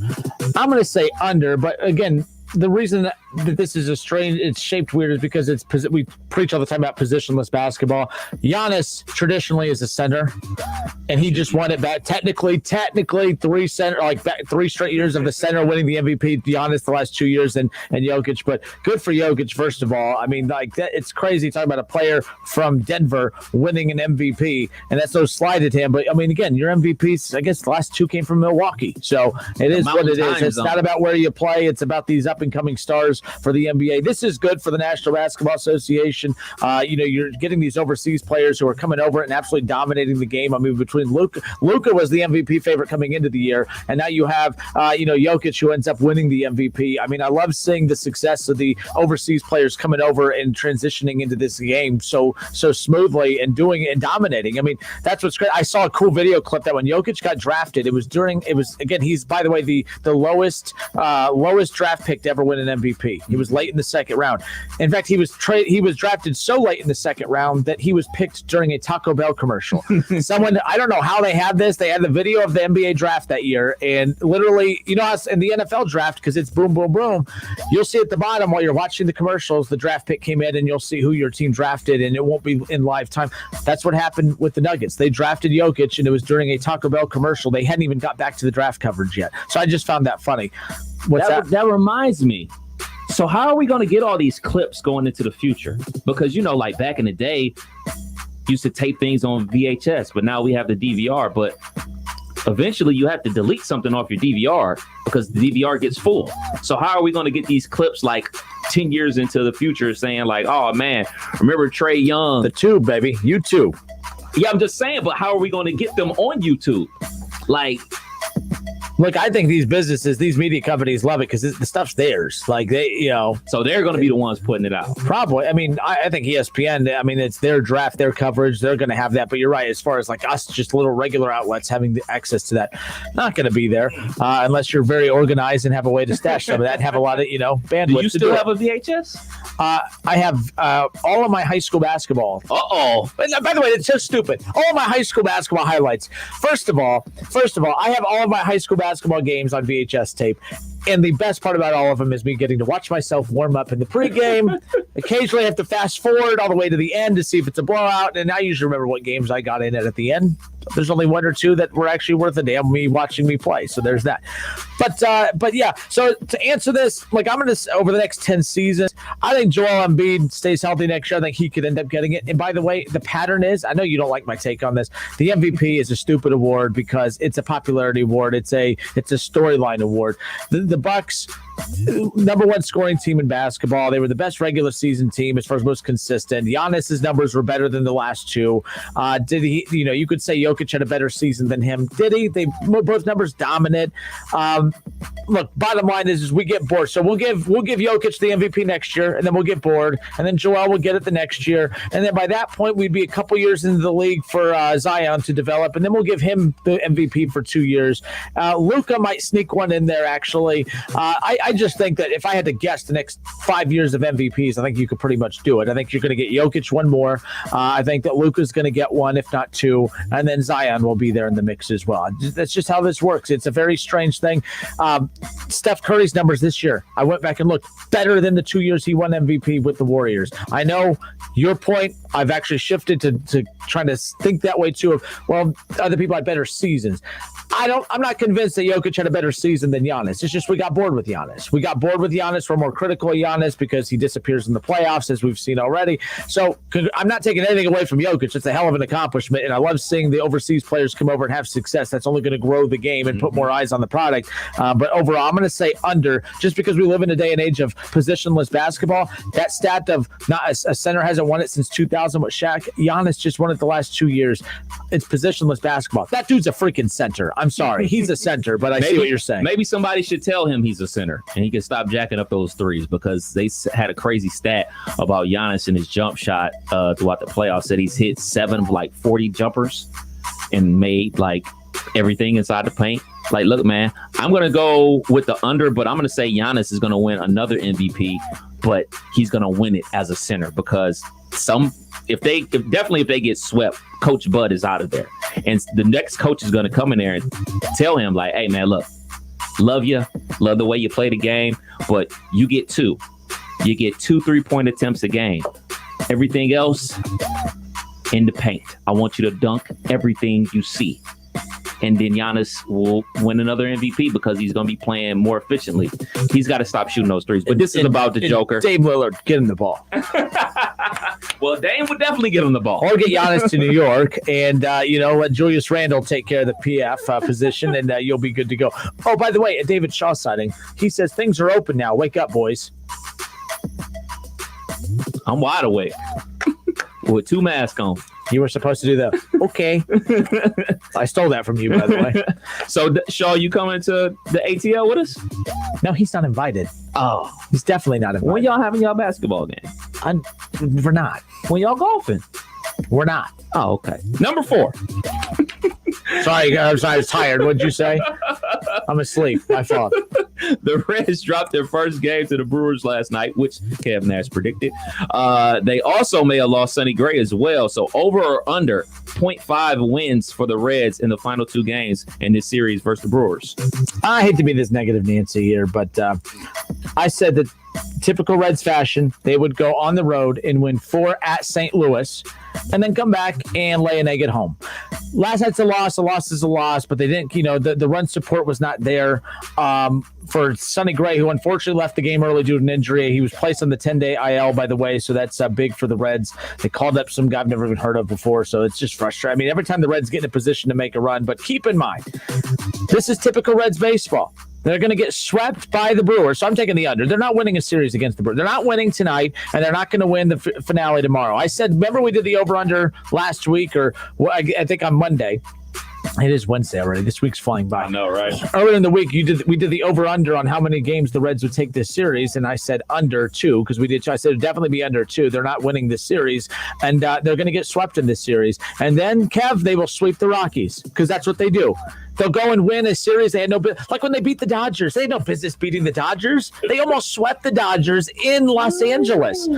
And then, they have all this momentum, and they come back and get smacked at home. You go on the road at St. Louis and sweep the freaking Cardinals. You haven't done that since 1990. And now you come back and you're going to get swept by the Brewers. They're losing tonight. They're losing tomorrow. And by the way, I hope I'm wrong. I'm going to stick to my guns and say over. I said they would lose the first game and win the next 2. I'm sticking to it. Over. So you're saying that they win 2? Yeah, they're going to like I said, tomorrow. I hope you're right. Oh, we have another David Shaw sighting. He says, coward-ass Kinner doesn't want none. New nickname. So, first of all, I think that's a dumb response, but then but he's smarter than us. He says, plenty of science out there that proves that masks don't work. Okay.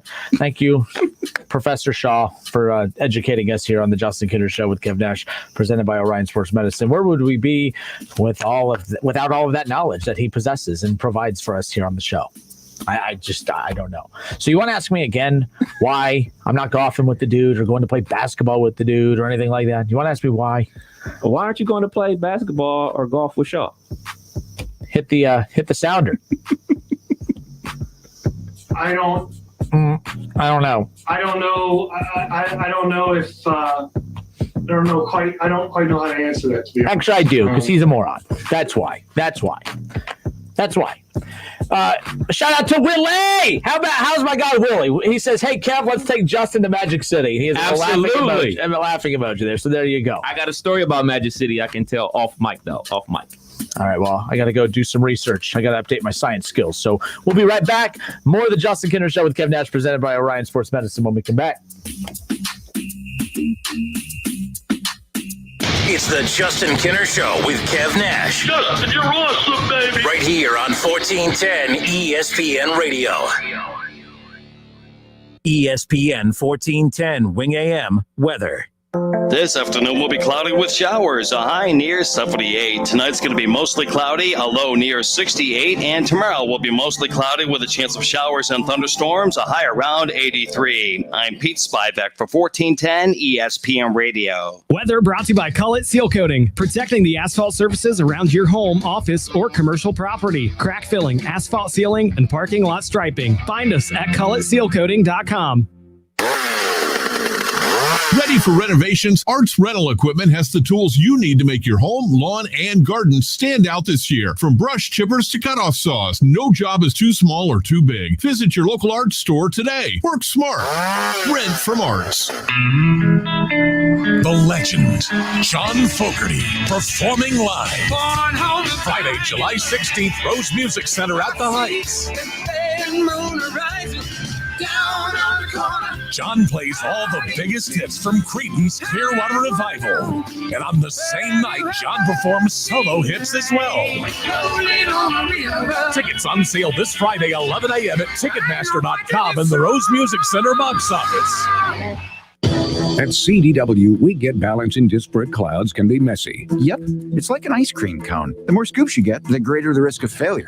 Well, if you want 5 scoops, you should get 5 scoops. And with the Nutanix Enterprise Cloud Solution orchestrated by CDW, you can manage applications and data across all your clouds from a single point of control. Is it weird that my mouth is watering? A little. IT orchestration by CDW. People who get it. Find out more at cdw.com/Nutanix. You took an antacid, and now your frequent heartburn's back. Stop heartburn before it begins with Prilosec OTC. Its unique delayed-release formula blocks heartburn at the source for 24 hours, so you can extinguish heartburn before it starts. Make the switch to Prilosec OTC today and live heartburn-free. Prilosec OTC. 1 pill a day, 24 hours, 0 heartburn. It's possible while taking Prilosec OTC. Use as directed for 14 days to treat frequent heartburn, not for immediate relief. It's like I blinked and suddenly all my business shifted to e-commerce. Now my business hours are whenever my customers need me. My customers want everything now and faster than ever. It's a whole different world. Your business is changing. The United States Postal Service is changing with it. We're bringing you fast, reliable shipping nationwide, and we're bringing it right when your customers need it. Let's discover new routes. Visit USPS.com/new routes. The United States Postal Service. Priority you. This is the sound of a popular American motorcycle. It's the sound of freedom, the open road, really good times. And this is what it sounds like with a drunk guy in it. How do you like the sound of that? Cops are cracking down on drunk motorcycle riders. If you ride drunk, you will get caught and you will get arrested. Drunk riding, over the limit, under arrest. Paid for by the U.S. Department of Transportation. I can't take this anymore. I have nowhere to go. I lost my job. I feel alone. The crisis text line is here to help day or night. Text 4HOPE to 741-741 for free and confidential support. Text with a trained volunteer to move from that hot moment to a cool calm. 2020 was a challenging year, but things are looking up, including the stock market's performance. But will it last? Hi, I'm Ken Murray, Senior Advisor at Retirement Planners of America. If you are 50 or older, call us today to schedule a free consultation to learn more about our Invest and Protect strategy that is designed to help mitigate the risk of the stock market. Call us today at 800-375-1159 to schedule your free assessment. That's 800-375-1159. Progressive Motorcycle presents Road Wisdom from the Motor. Half man, half motorcycle. If you missed a turn, there's always another turn. Take it to get back to the turn you missed. Use your turn signal. Progressive Motorcycle also presents Roadside Assistance. Progressive Motorcycle, for those who were born to ride. Progressive Casualty Insurance Company and Affiliates. It's auction time again in North Lima, Ohio with home improvement products and building materials, and it's all online, ending this Tuesday at 12 noon. Go to pbauctions.com and register to bid on name brand home improvement products online. Kitchens, flooring, Anderson windows and doors, decking, unclaimed freight, and more, all sold online at pbauctions.com. Auction ends this Tuesday at noon, so we'll see you online at the auction. Do you have a home improvement project? Use the right tool for the job and rent from Arts Rental Equipment. Arts has the best selection from power washers and ladders to loaders and dump trailers. Work smart. Rent from Arts. Liberty Mutual customizes your car and home insurance so you only pay for what you need. Liberty, liberty, liberty, liberty. Liberty Mutual Insurance Company presents Doug. Check it out, Limu, a roadside carnival. Step right up, folks. Test your strength. Come see the fire-breathing baby. Let's fan out and tell people that Liberty Mutual customizes your car insurance so you only pay for what you need. Look, an emo wearing sunglasses. Limu, you're famous. Only pay for what you need. Liberty, liberty, liberty, liberty. Jay Farner here, CEO of Rocket Mortgage and Rocket Companies. Last year, we saw historically low mortgage interest rates. What you may not know is that interest rates are already starting to increase, and it's likely that trend is only going to continue. Our team of experts is standing by to help you save before rates go up. Don't look back and wish that you had taken action. Call 833-8ROCKET or visit rocketmortgage.com. Rocket. Call for cost information and conditions. Equal housing lender licensed in all 50 states and MLSConsumerAccess.org number 3030. Don't wait to get a new job. Express Employment Professionals is hiring for more than 35,000 jobs. Find your local Express office at expresspros.com or on the Express Jobs app. The Reds are on the radio. Every hit, every strikeout, every Reds victory. You can catch all of the action all season long right here on Dayton's home of the Reds, 1410 ESPN Radio. All sports, all the time. This is 1410 ESPN Radio.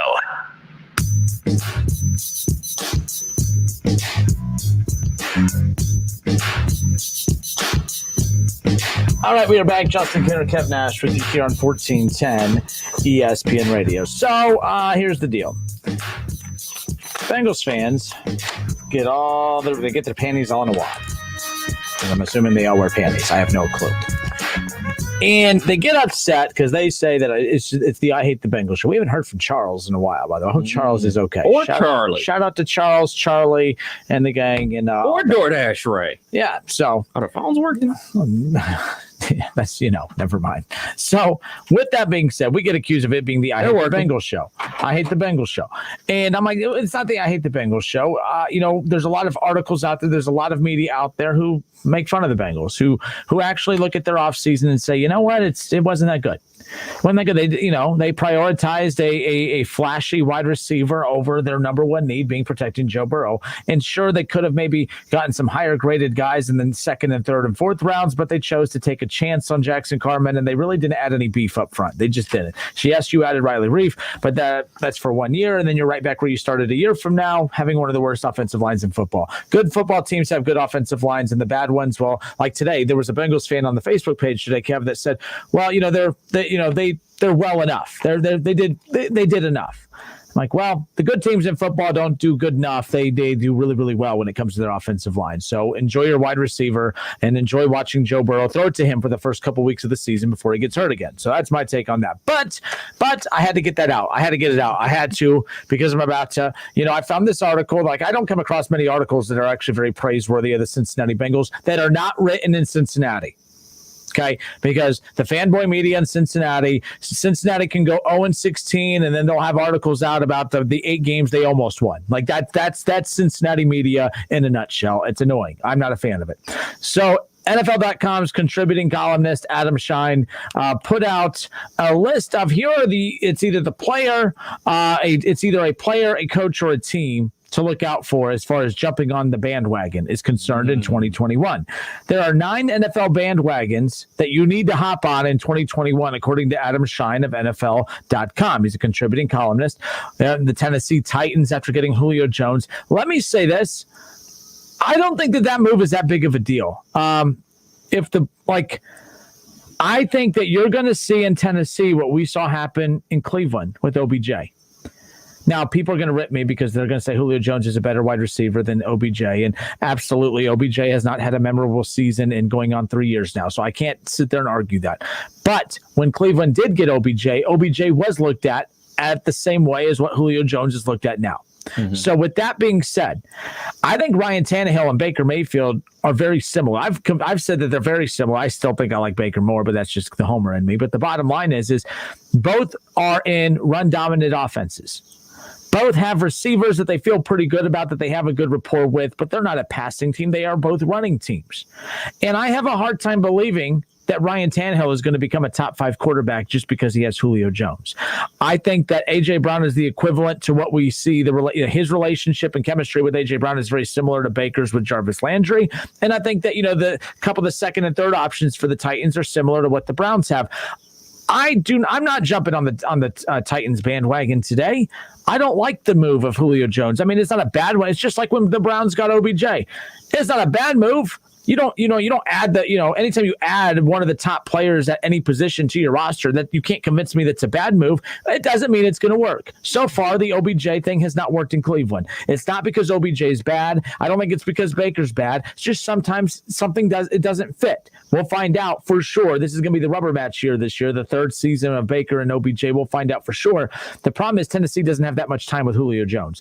Luckily, they didn't give up a king's ransom to get him. So it's not like they're out. And I don't think they're out anything if he ends up not panning out in Tennessee. I don't think he is. That offense is not suited to make him a top 5 wide receiver, or to keep him as a top 5 wide receiver in football. I don't think he's going to be. So I'm not jumping on that bandwagon. I know I went off on a little tangent off to the side here with that, but Adam Shine's all about jumping on the Titans bandwagon. What does Julio Jones do to help their defense? Not a thing. And their offense wasn't the problem last year. It was their defense. Their defense isn't any better. So I don't get how Julio Jones all of a sudden makes Tennessee the team to jump on their bandwagon, Kev. Yeah, I get what you're saying. I think that the situation with Julio is to be that extra game breaker. I don't think they're going to be switching up their offense. So do you think that, say, I don't know, A.J. Brown has his typical 1,000 yards because he hasn't had like a 1,500 yard receiving season. He's been at the 1,000 clip because they are a run-based team, and just say Julio provides, something very similar to what Corey Davis did last year, between 700 to almost 1,000 yards receiving. But their win total is better than last year. Let's just say, they won 11 games last year. Say they win 13 games this upcoming season. Would it be worth it then? Say you're going into the playoffs. Not saying all right, if they win the Super Bowl, obviously it's worth it. But to say if they win 13 games this regular season, do you think it would have been worth it? Well, that's like saying, if the Bengals win 13 games, it was adding Riley Reif and skipping over on all the top offensive linemen in the draft to get Jamar Chase worth it. Obviously you're going to say, yeah, at that point, but I don't think anyone's anticipating that. Look, Julio Jones, by the way, is a better wide receiver than A.J. Brown. I know he's older, but he's a better wide receiver. So if Julio Jones has less yardage and less contributions, if he's healthy, of course. If a healthy Julio Jones is not the number one wide receiver on this team, then that's for instance, Jarvis Landry is the actual number one on the Browns roster within the offense, the way it runs. OBJ is the number one wide receiver on the roster, though. Julio Jones is the number one wide receiver on the Titans roster. But I don't know if he's going to be the number one wide receiver on the field. And I think that's what leads to the chemistry issues. I think there's an identity crisis in Cleveland when it comes to the passing attack and the tiers of wide receivers. Jarvis Landry is the one getting 1,000 yards a season. Jarvis Landry is the one that's the featured wide receiver. Even though I don't look at him as the number one wide receiver, he is the number one wide receiver for the Browns offense, just like A.J. Brown is for the Titans. So I think that Julio Jones comes in and does more damage than good. And it's not Julio Jones' fault. It's not because he's a bad player. I just think that there was a weird chemistry thing with the Browns set up offensively that OBJ kind of messed up. I think it's weird. You don't see many examples of that, but I think that the Titans and Browns offense is very similar, and I think you're going to see a similar impact. I'm telling you, I do not think that the Julio Jones thing in Tennessee works, and it's not because fine working. I think it's going to be what you see in Cleveland. I think there's going to be chemistry issues. They're going to connect on some big plays here and there, but they're never going to sync. It's still going to be A.J. Brown, the number one wide receiver, which is going to just look bad. Like in Cleveland, Jarvis has continued to be the number one wide receiver, even with OBJ during his healthy stretches. Baker's had to figure out how to use him. I think it's going to be the same thing with Tannehill in Tennessee. And I don't think OBJ is a bad receiver. It just doesn't. It's not working. That's kind of how I am than that. Vincent Waller on YouTube or on Facebook says Titans offense has potential to be better than the Browns offense. A.J. Brown is better than Jarvis, and Julio Jones is better than OBJ. Henry's better than Chubb. Tannehill is equal to Baker. I really can't argue with that. That's fair. Fair stuff. I really, Vincent, I'm a Browns homer, but I was ready to get ticked. I don't know if you could tell. I was sitting up in my chair. I'm like, come on, Vincent. He's not wrong. But the Browns offensive line is better, and that makes. So when you talk about Tannehill and Baker being equal, I think Baker gets the nod because of the offensive line. And I think that the Titans have Chubb, who is better, or Henry, who's better than Chubb. But I think that Chubb with Kareem Hunt, I think that running attack is still better than the Titans. Titans have the better running back. I think the Browns have the better running game. That's just me. But he brings up a good point. That is A.J. Brown I would take over Jarvis, and I love Jarvis. And Landry. Julio Jones is better than OBJ. I can't deny that. OBJ hasn't had enough in recent years. All I'm saying is yes, on paper I agree with that, but I still see Julio Jones being. I think he's going to create chemistry issues with the Titans offense because they're a run-first offense, and then when they go to become, then the pressure is on Ryan Tannehill, Kev. Because here's why I think it's not going to work. And here's why I think it doesn't work in Cleveland with OBJ. OBJ is supposed to be in an offense that's a pass-heavy offense. OBJ would thrive in Kansas City for obvious reasons. He would thrive in Green Bay for obvious reasons. They are run-heavy. They are pass-heavy offenses. When you are in a run-heavy offense, you have a quarterback who doesn't drop back and pass and has as many attempts as some of the top quarterbacks or the other quarterbacks in the league. So then you hand off. When you do drop back to pass, you're only dropping back about 25 to 30 times if you're Baker or Tannehill. That means you have to get Julio Jones 5 to 6 to 7 targets. You have to get OBJ his 5, 6, 7 targets.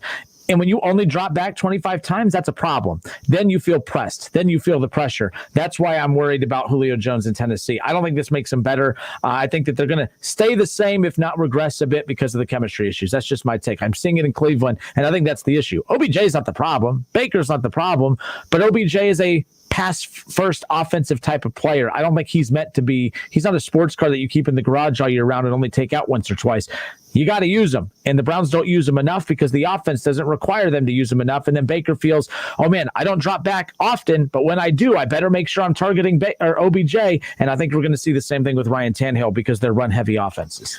I think the biggest thing with Tennessee, man, Vrabel's got to fix that defense. It's got to be serviceable like it was the year that they made that run to the AFC Championship game. Like, if their defense is anything like it was last season, oh, man.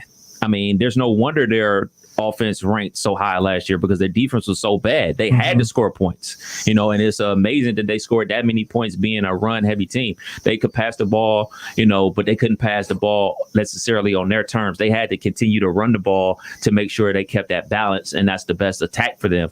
But Vrabel's just got to fix that defense. I know they made draft picks. I know they signed a couple guys in free agency. We're going to see if those draft picks and free agents pan out to just make them middle of the road. I mean, that's all you really got to do is make your defense middle of the pack, and you can win a Super Bowl. You won't win in the bottom half of the league. You want to be in that 15 to and up type of echelon defense to win a Super Bowl or even to make a run in the playoffs. So the defense for me, like the Julio thing, I think it'll take care of itself. I think he's such a talented player that, those big plays will continually be there. I don't think you're going to be seeing those games where you had 12 catches for 190 yards anytime soon, but, maybe three catches for 90 yards. I think the big play will still be there. And I think that's what they're bringing him there for, because A.J. Brown is not an over-the-top receiver. He's a more of a across-the-middle type of guy, slants and a big guy. So you want that home run threat in Julio. So you're going to bring that in. So I think he'll service that, but I don't necessarily think that you can put, all right, if he puts up X amount of yards and X amount of touchdowns, that it work. Are they still scoring at a high clip? Are they scoring to say one more touchdown per game than they did last year? Then I'll say it's working. But the biggest thing for the Titans is fixing that defense. And that defense, it's every level of the defense that suffered. The defensive line didn't get any pressure last year. Linebackers couldn't cover. Secondary couldn't cover because the quarterbacks had all day back there to pass the ball. So number one, Titans, fix that defense. Well, and again, everything you said about Julio Jones is correct. I know what he's capable of doing, but we also know what OBJ is capable of doing. But if you don't have a quarterback that is capable of taking advantage and capitalizing on those strengths, that's where the issues in Cleveland are coming to play. Baker's a big play quarterback sporadically, but he's not consistent enough to take advantage of every time OBJ creates separation and is open to make a play, and he forces it. So I know what Julio can do, but it's so amazing. But what can Ryan Tannehill do? Can he do it? I think it's, like I said, that's why I'm leaning towards, I know what you're saying. I agree with everything you said about Julio, but I agree. That's no different than what OBJ is capable of doing. We saw him do it in New York. So there's no reason why that, the only difference is it's either OBJ that slowed down, which he hasn't. It's injuries are hurting him, yes, but I just mean when he's on the field, we've seen how many times where all of Baker's interceptions have come targeting him. It's amazing. And I think that's going to happen to Ryan Tannehill. It's amazing because when Hollywood Higgins is open for the deep shot, he hits him. When Peoples-Jones is open for the deep shot, he hits him. I think it's a mental thing. And I think that's why with Tannehill here, A.J. Brown is elevated in that offense because there's no pressure to get A.J. Brown the ball. It's just a natural chemistry thing. You're dropping Julio Jones in the middle of an offense that was built around these guys. The same thing the way Cleveland's was with OBJ. Now you throw OBJ in there, and now it's like Baker's like, okay, Higgins, he's going to be good I'll hit him when I hit him. Jarvis, I'll hit him when I hit him. Those guys are going to be naturally open. But OBJ, oh man, it's been a few plays. I haven't targeted him in a while. I got to get him a touch. I got to get him a look. If I throw a pick, oh well, at least he knows I was trying to get him the ball. I think, but to be clear, I don't know if Julio is as much of a diva type receiver as what OBJ is. Maybe Julio won't have that personality to put the pressure on Tannehill the way OBJ has indirectly. I don't think it's been directly. I think it's been indirectly put on Baker as far as that goes. Okay, so this was supposed to be about praising the Bengals, and I just went on to this whole thing about the Browns and the Titans. So real quick, Adam Shine with the NFL, with NFL Network and NFL.com, a contributing columnist, talked about the 9 NFL bandwagons to hop on in 2021. The Titans being one. That's why I went off on that. Brandon Staley, how about that? Dayton Flyer right there again with the Chargers. That's one reason why you want to jump on that. And then Joe Burrow. Joe Burrow is one of those names as well. I do want to talk about, the Brandon Staley thing too. Of course, you talk about that, now with the Chargers. That's an interesting name that's on there. But Joe Burrow is why he goes, He doesn't say the Bengals. Just to be clear, he says Joe Burrow. And I've been on the Joe Burrow bandwagon. I've not been on the Bengals bandwagon, and I refuse to get on that.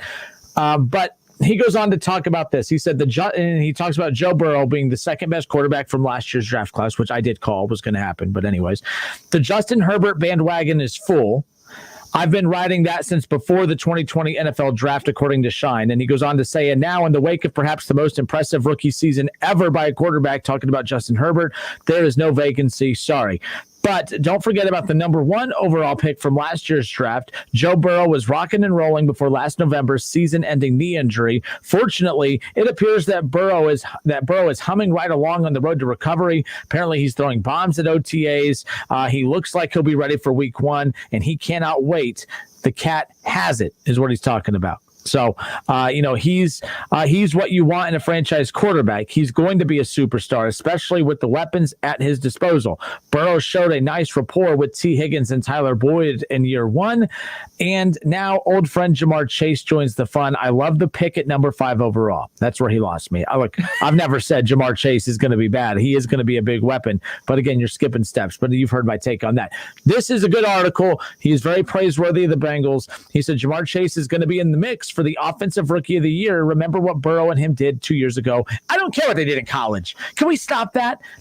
That's like the same people that use stupid examples like that are the same people that make fun. Like when people say, could that LSU team have beat the worst team in the NFL? No, it's college. This is the NFL. But now they want to use, they're going to dominate in the NFL because did you see what they did in college? I think they're just talking about chemistry. Chemistry. What is chemistry? I just needed some science. Oh yeah. I'm sorry, I was asleep. We need to wake up. But he did say, he goes that they owned college football, guiding LSU to a national title. Talking about Joe Burrow and Jamar Chase. Burrow winning the Heisman and Chase nabbing, a couple of awards. I can't wait to watch their swagger in Cincy. And I think Joe Mixon's due for a major bounce back after an injury-riddled 2020 campaign. He does close it out with this. Questions remain on Cincy's defense, but the offense is going to put points on the board with Burrow on his, again, cavalcade of playmakers. So that's why he's saying you need to get on the Joe Burrow bandwagon. The thing is, I don't think anyone has not. I think there's been a lot of people on the Joe Burrow bandwagon. I think it's a matter of whether or not people are going to jump on board the Bengals bandwagon. And I think that's been the hesitancy right there when you think about that big picture. So, no, I'm not jumping on the Bengals bandwagon, but of course I've been on Joe Burrow's bandwagon. That's why I've been so adamant about them protecting him. Bottom line. I hate the Bengals hour. I tried. I really did. Hey, so we'll step away for a few moments. When we come back, we praise the Bengals, kind of. Now I'll be critical of the Browns, or I won't be, but ESPN was. ESPN criticized the Cleveland Browns offseason. We'll talk about that next.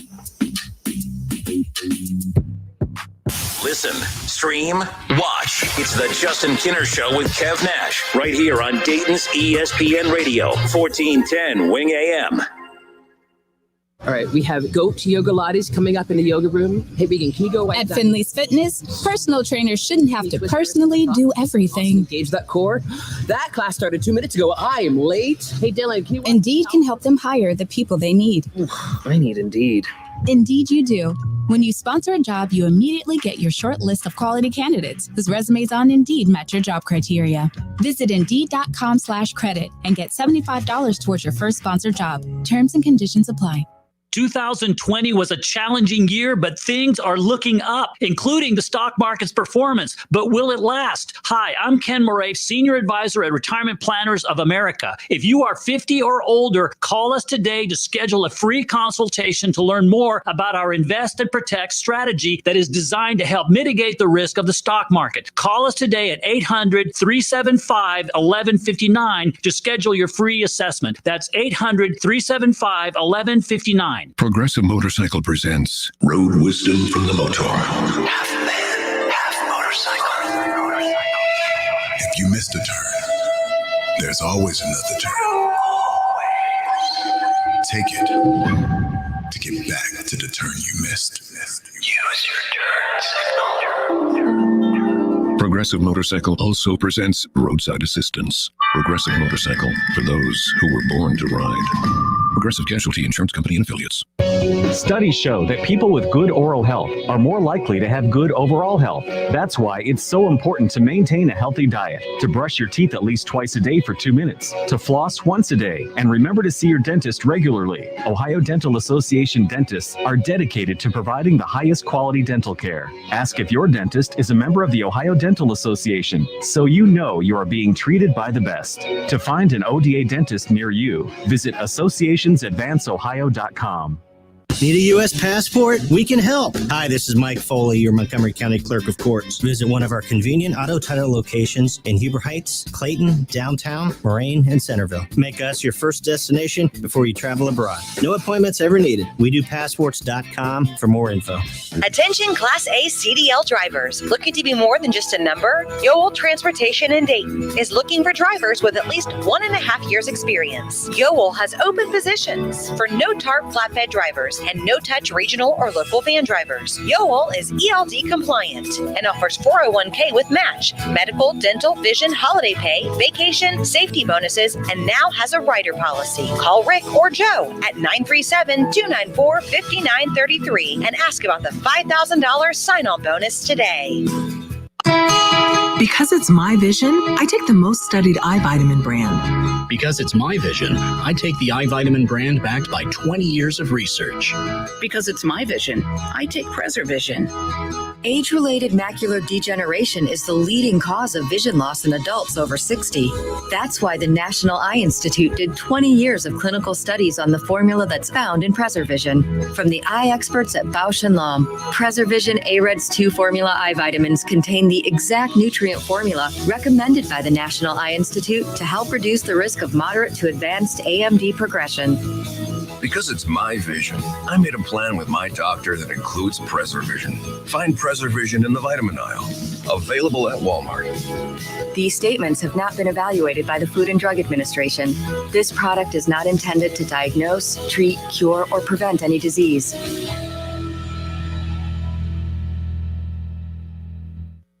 Hi, this is Eddie Sorrell, Body Shop Manager at Germain Honda of Beaver Creek. When you need a dependable body shop, we're here to help, repairing all makes and models. Our technicians have over 125 years experience. That means we can repair your vehicle quickly and efficiently. Our department is state-of-the-art with new equipment to get you back on the road quickly. We offer loaner cars during service and free estimates. Germain Honda of Beaver Creek, Route 35, just east of 675 between Xenia and Beaver Creek. I struggled with symptoms like frequent gas and stomach pain for years. I was bloated all the time with daily diarrhea. At first, I thought it was what I was eating. I kept thinking it was stomach issues. So I did my research and talked to my doctor, and we finally uncovered the truth. It was actually EPI. Exocrine pancreatic insufficiency, or EPI, is a condition where your pancreas is unable to help break down your food. It can lead to symptoms like diarrhea, gas, bloating, stomach pain, unexplained weight loss, and oily stools. And EPI symptoms can be confused with those of other common digestive conditions, like irritable bowel syndrome, Crohn's, and celiac disease. So getting to the right diagnosis meant being more open with my doctor about the severity of my symptoms and how often they were happening. But there's good news. EPI is manageable, so don't wait any longer. Use the symptom checker at identifyepi.com and schedule a visit or call with your doctor to ask, could I have EPI? Sponsored by AbbVie. There's nothing better than a fresh-made home-style meal, but not everyone loves the hassle of cooking. At Lee's Famous Recipe Chicken, home-style happens here with our famous 12-piece family meal at a great price. This famous family meal includes 12 mixed pieces of Lee's fresh, never-frozen chicken that is honey-dipped, hand-breaded, and cooked to perfection, plus 3 large sides and 6 fluffy biscuits. Get a home-style meal made easy today with Lee's 12-piece family meal at a great price. Only at Lee's, famous for chicken. When you need certainty in the home buying process with a loan that fits your life, Rocket can. Want to see your loan options, adjust payments and closing costs online in real time? Rocket can. Rocket Mortgage. Don't miss the Justin Kinner Show with Kev Nash, presented by Kirkland & Summers. Weekdays from 3 to 6 p.m. right here on Dayton's ESPN Radio, 1410 Wing AM.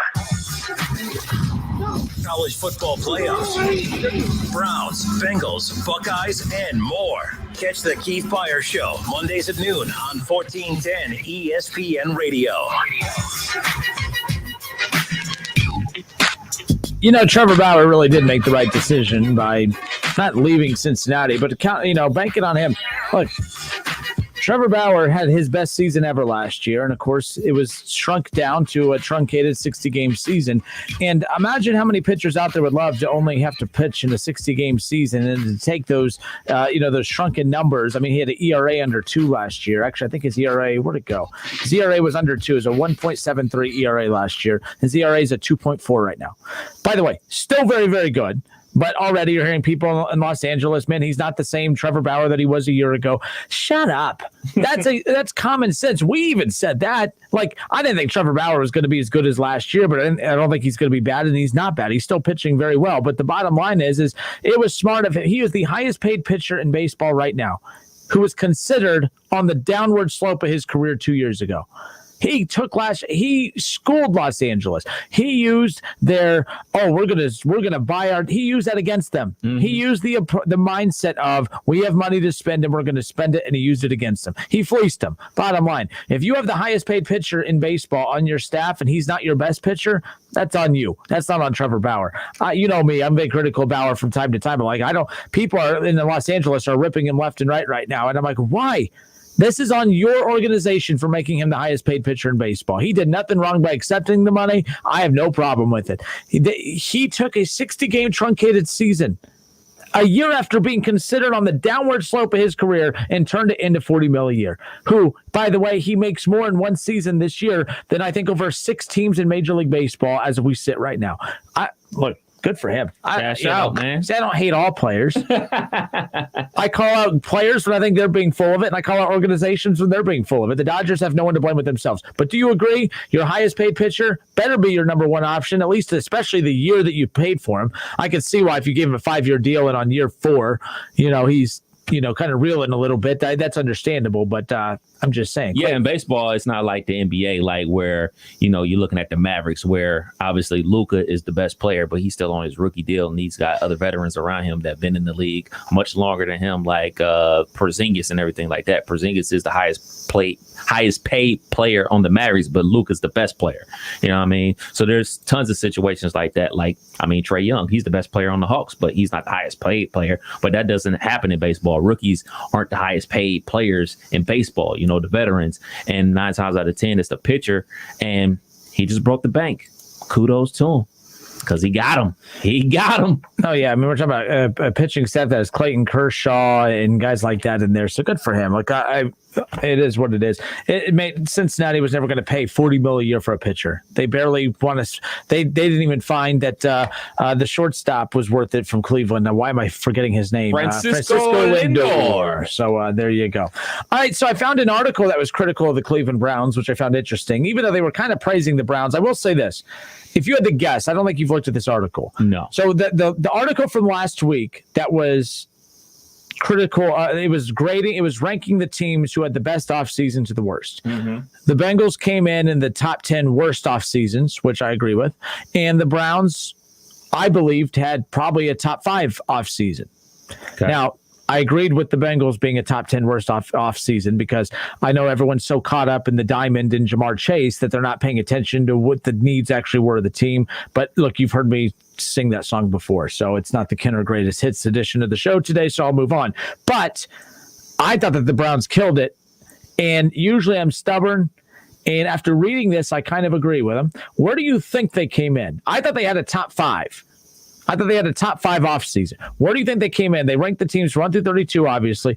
Where do you think they came in as far as being ranked from the best offseason to the worst offseason? Where do you think they came definitely in? Definitely top 10.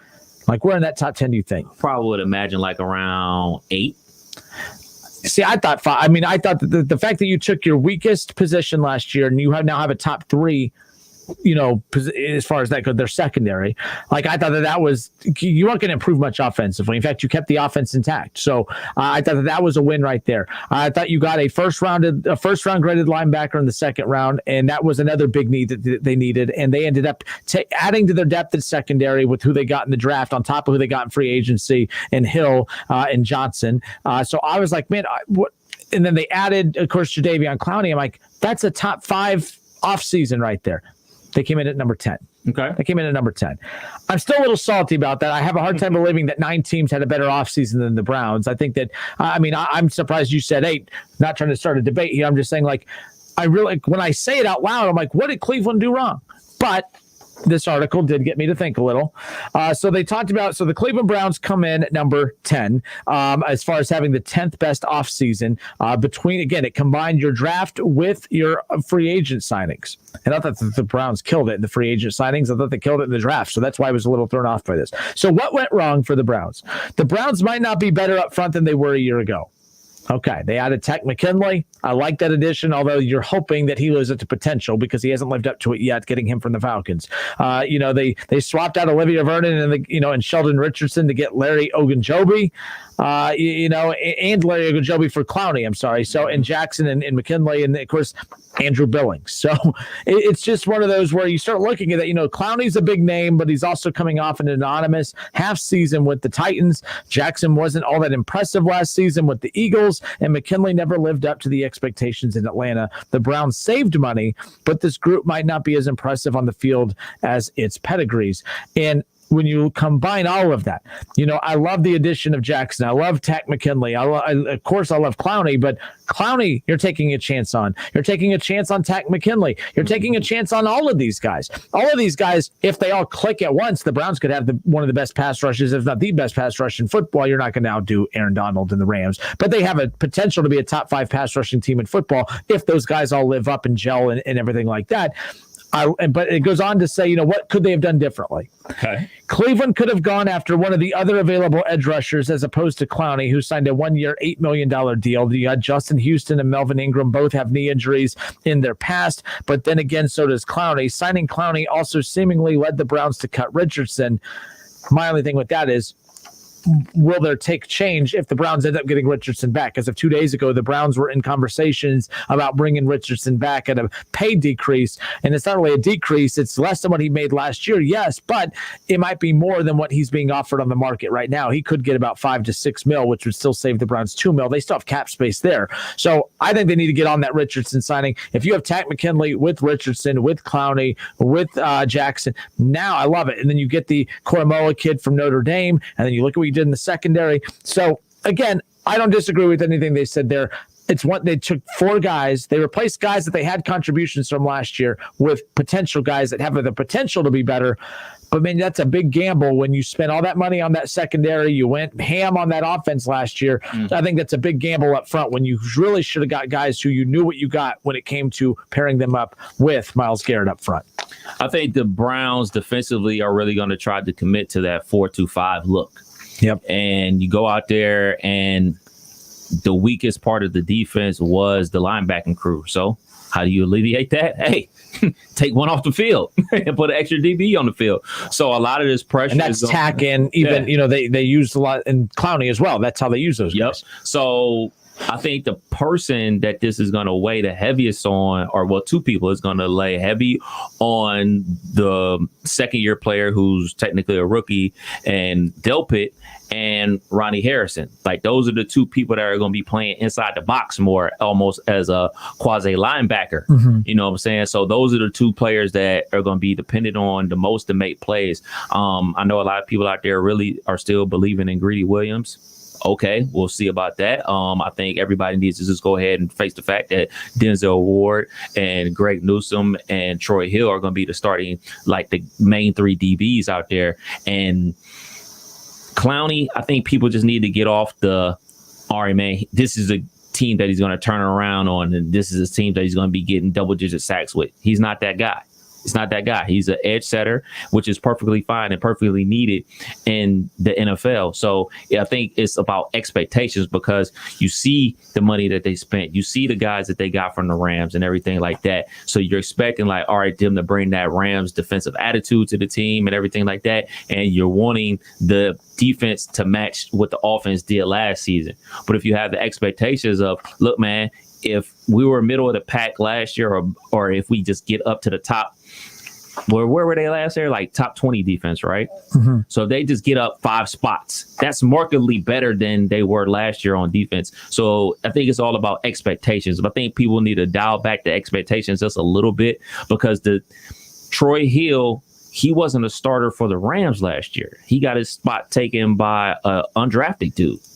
He was the nickel corner, which is perfectly fine. There's no knock on the nickel corner, but the real piece to that is Johnson. Johnson was a starter. Johnson was a Pro Bowler and everything like that. So the guys that really need to step up in their new role is going to be Rodney Harrison and Grant Delpit. Yeah, and they got Scott, was it Mac Wilson or whatever from the Colts too? They had a little veteran defensive presence there as well. This defense is a lot better than a year ago.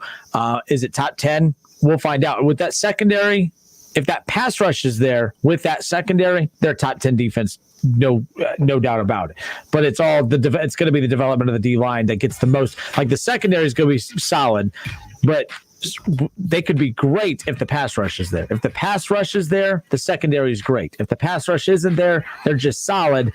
They're not winning the Super Bowl with solid. So that's why there's a lot of pressure on the Browns. I think that the key to the Browns' success, offensively, you know what you get. They're not the best offensive team in football, but they're not even they're top 10. They're top 10 offensive football. Defense, they need to be top 15, top 10 to win the Super Bowl, top 15 to at least compete and get to the AFC title game. Who are the top 10 teams? Well, top 9. I have to pull that up. I'm sorry. I pulled the Browns and the Bengals one as far as the criticism, as far as that goes. The Bucs did have the number one offseason, though. When you are the first team in the history of the NFL to bring back every starter from the Super Bowl winning team the year before, and to do that, you had that guys take pay cuts. You had that guy, so kudos to them. I forgot who else was on that list, but yeah, that's why I was like, there's 9 teams that had better off seasons, but we all live in the bubble of our own team half the time. The Steelers were on the list of one of the worst off seasons, which I even defended your Steelers and said, I think you got to manage expectations for what limited resources they had. I actually thought they had a very good off season, considering they had no options. They had no resources. You actually got one of your top receivers back when probably 4 months ago, there was no chance in hell you were getting him back. But because Big Ben took less money and they were able to some guys took less money to come to Pittsburgh, I actually thought they had a pretty good. Did Ben tell you it was his idea? I think so. Okay, I think that's what the rumor is. Ben's idea to take less money. That's what the rumor is as far as that goes. So sure we it was. Shall see. All right. Hour 2 in the books. Hour 3 coming up. We'll get back into that, of course, the sympathy game. And we'll also have our conversation with Keith Byers, more over-under, all of that coming up. Actually, how about this? The over-under for Julio Jones, real quick, to close out our conversation. Over-under 1,000 yards for Julio Jones in 2021. Under. Over-under 1,000 for A.J. Brown. Over. That's weird to me. I don't know why. It just is. Like, if you're bringing Julio Jones in to be your number one wide receiver, why would he have less than A.J. Brown? I'm not arguing. I think he's going to have more. Do you see what I'm saying by that? Like, I think it's explosive rate. Yeah, I think it's explosive rate and the touch. But all I hear all day today on the shows is how Julio is going to open up the downfield attack. So that's why I'm like, yeah, that's going to make things easier for AJ Brown across the middle. Okay, fair enough. That's all. I was just curious. It's just the dynamic's weird. Julio Jones is your number one wide receiver, but he's not going to be your number one in pass catches. But I guess touchdowns and all that stuff, red zone attack too. That's a hell of a red zone though. When you red zone attack, when you got freaking the tank back there with Julio Jones, good for you. All right, hour 3 next.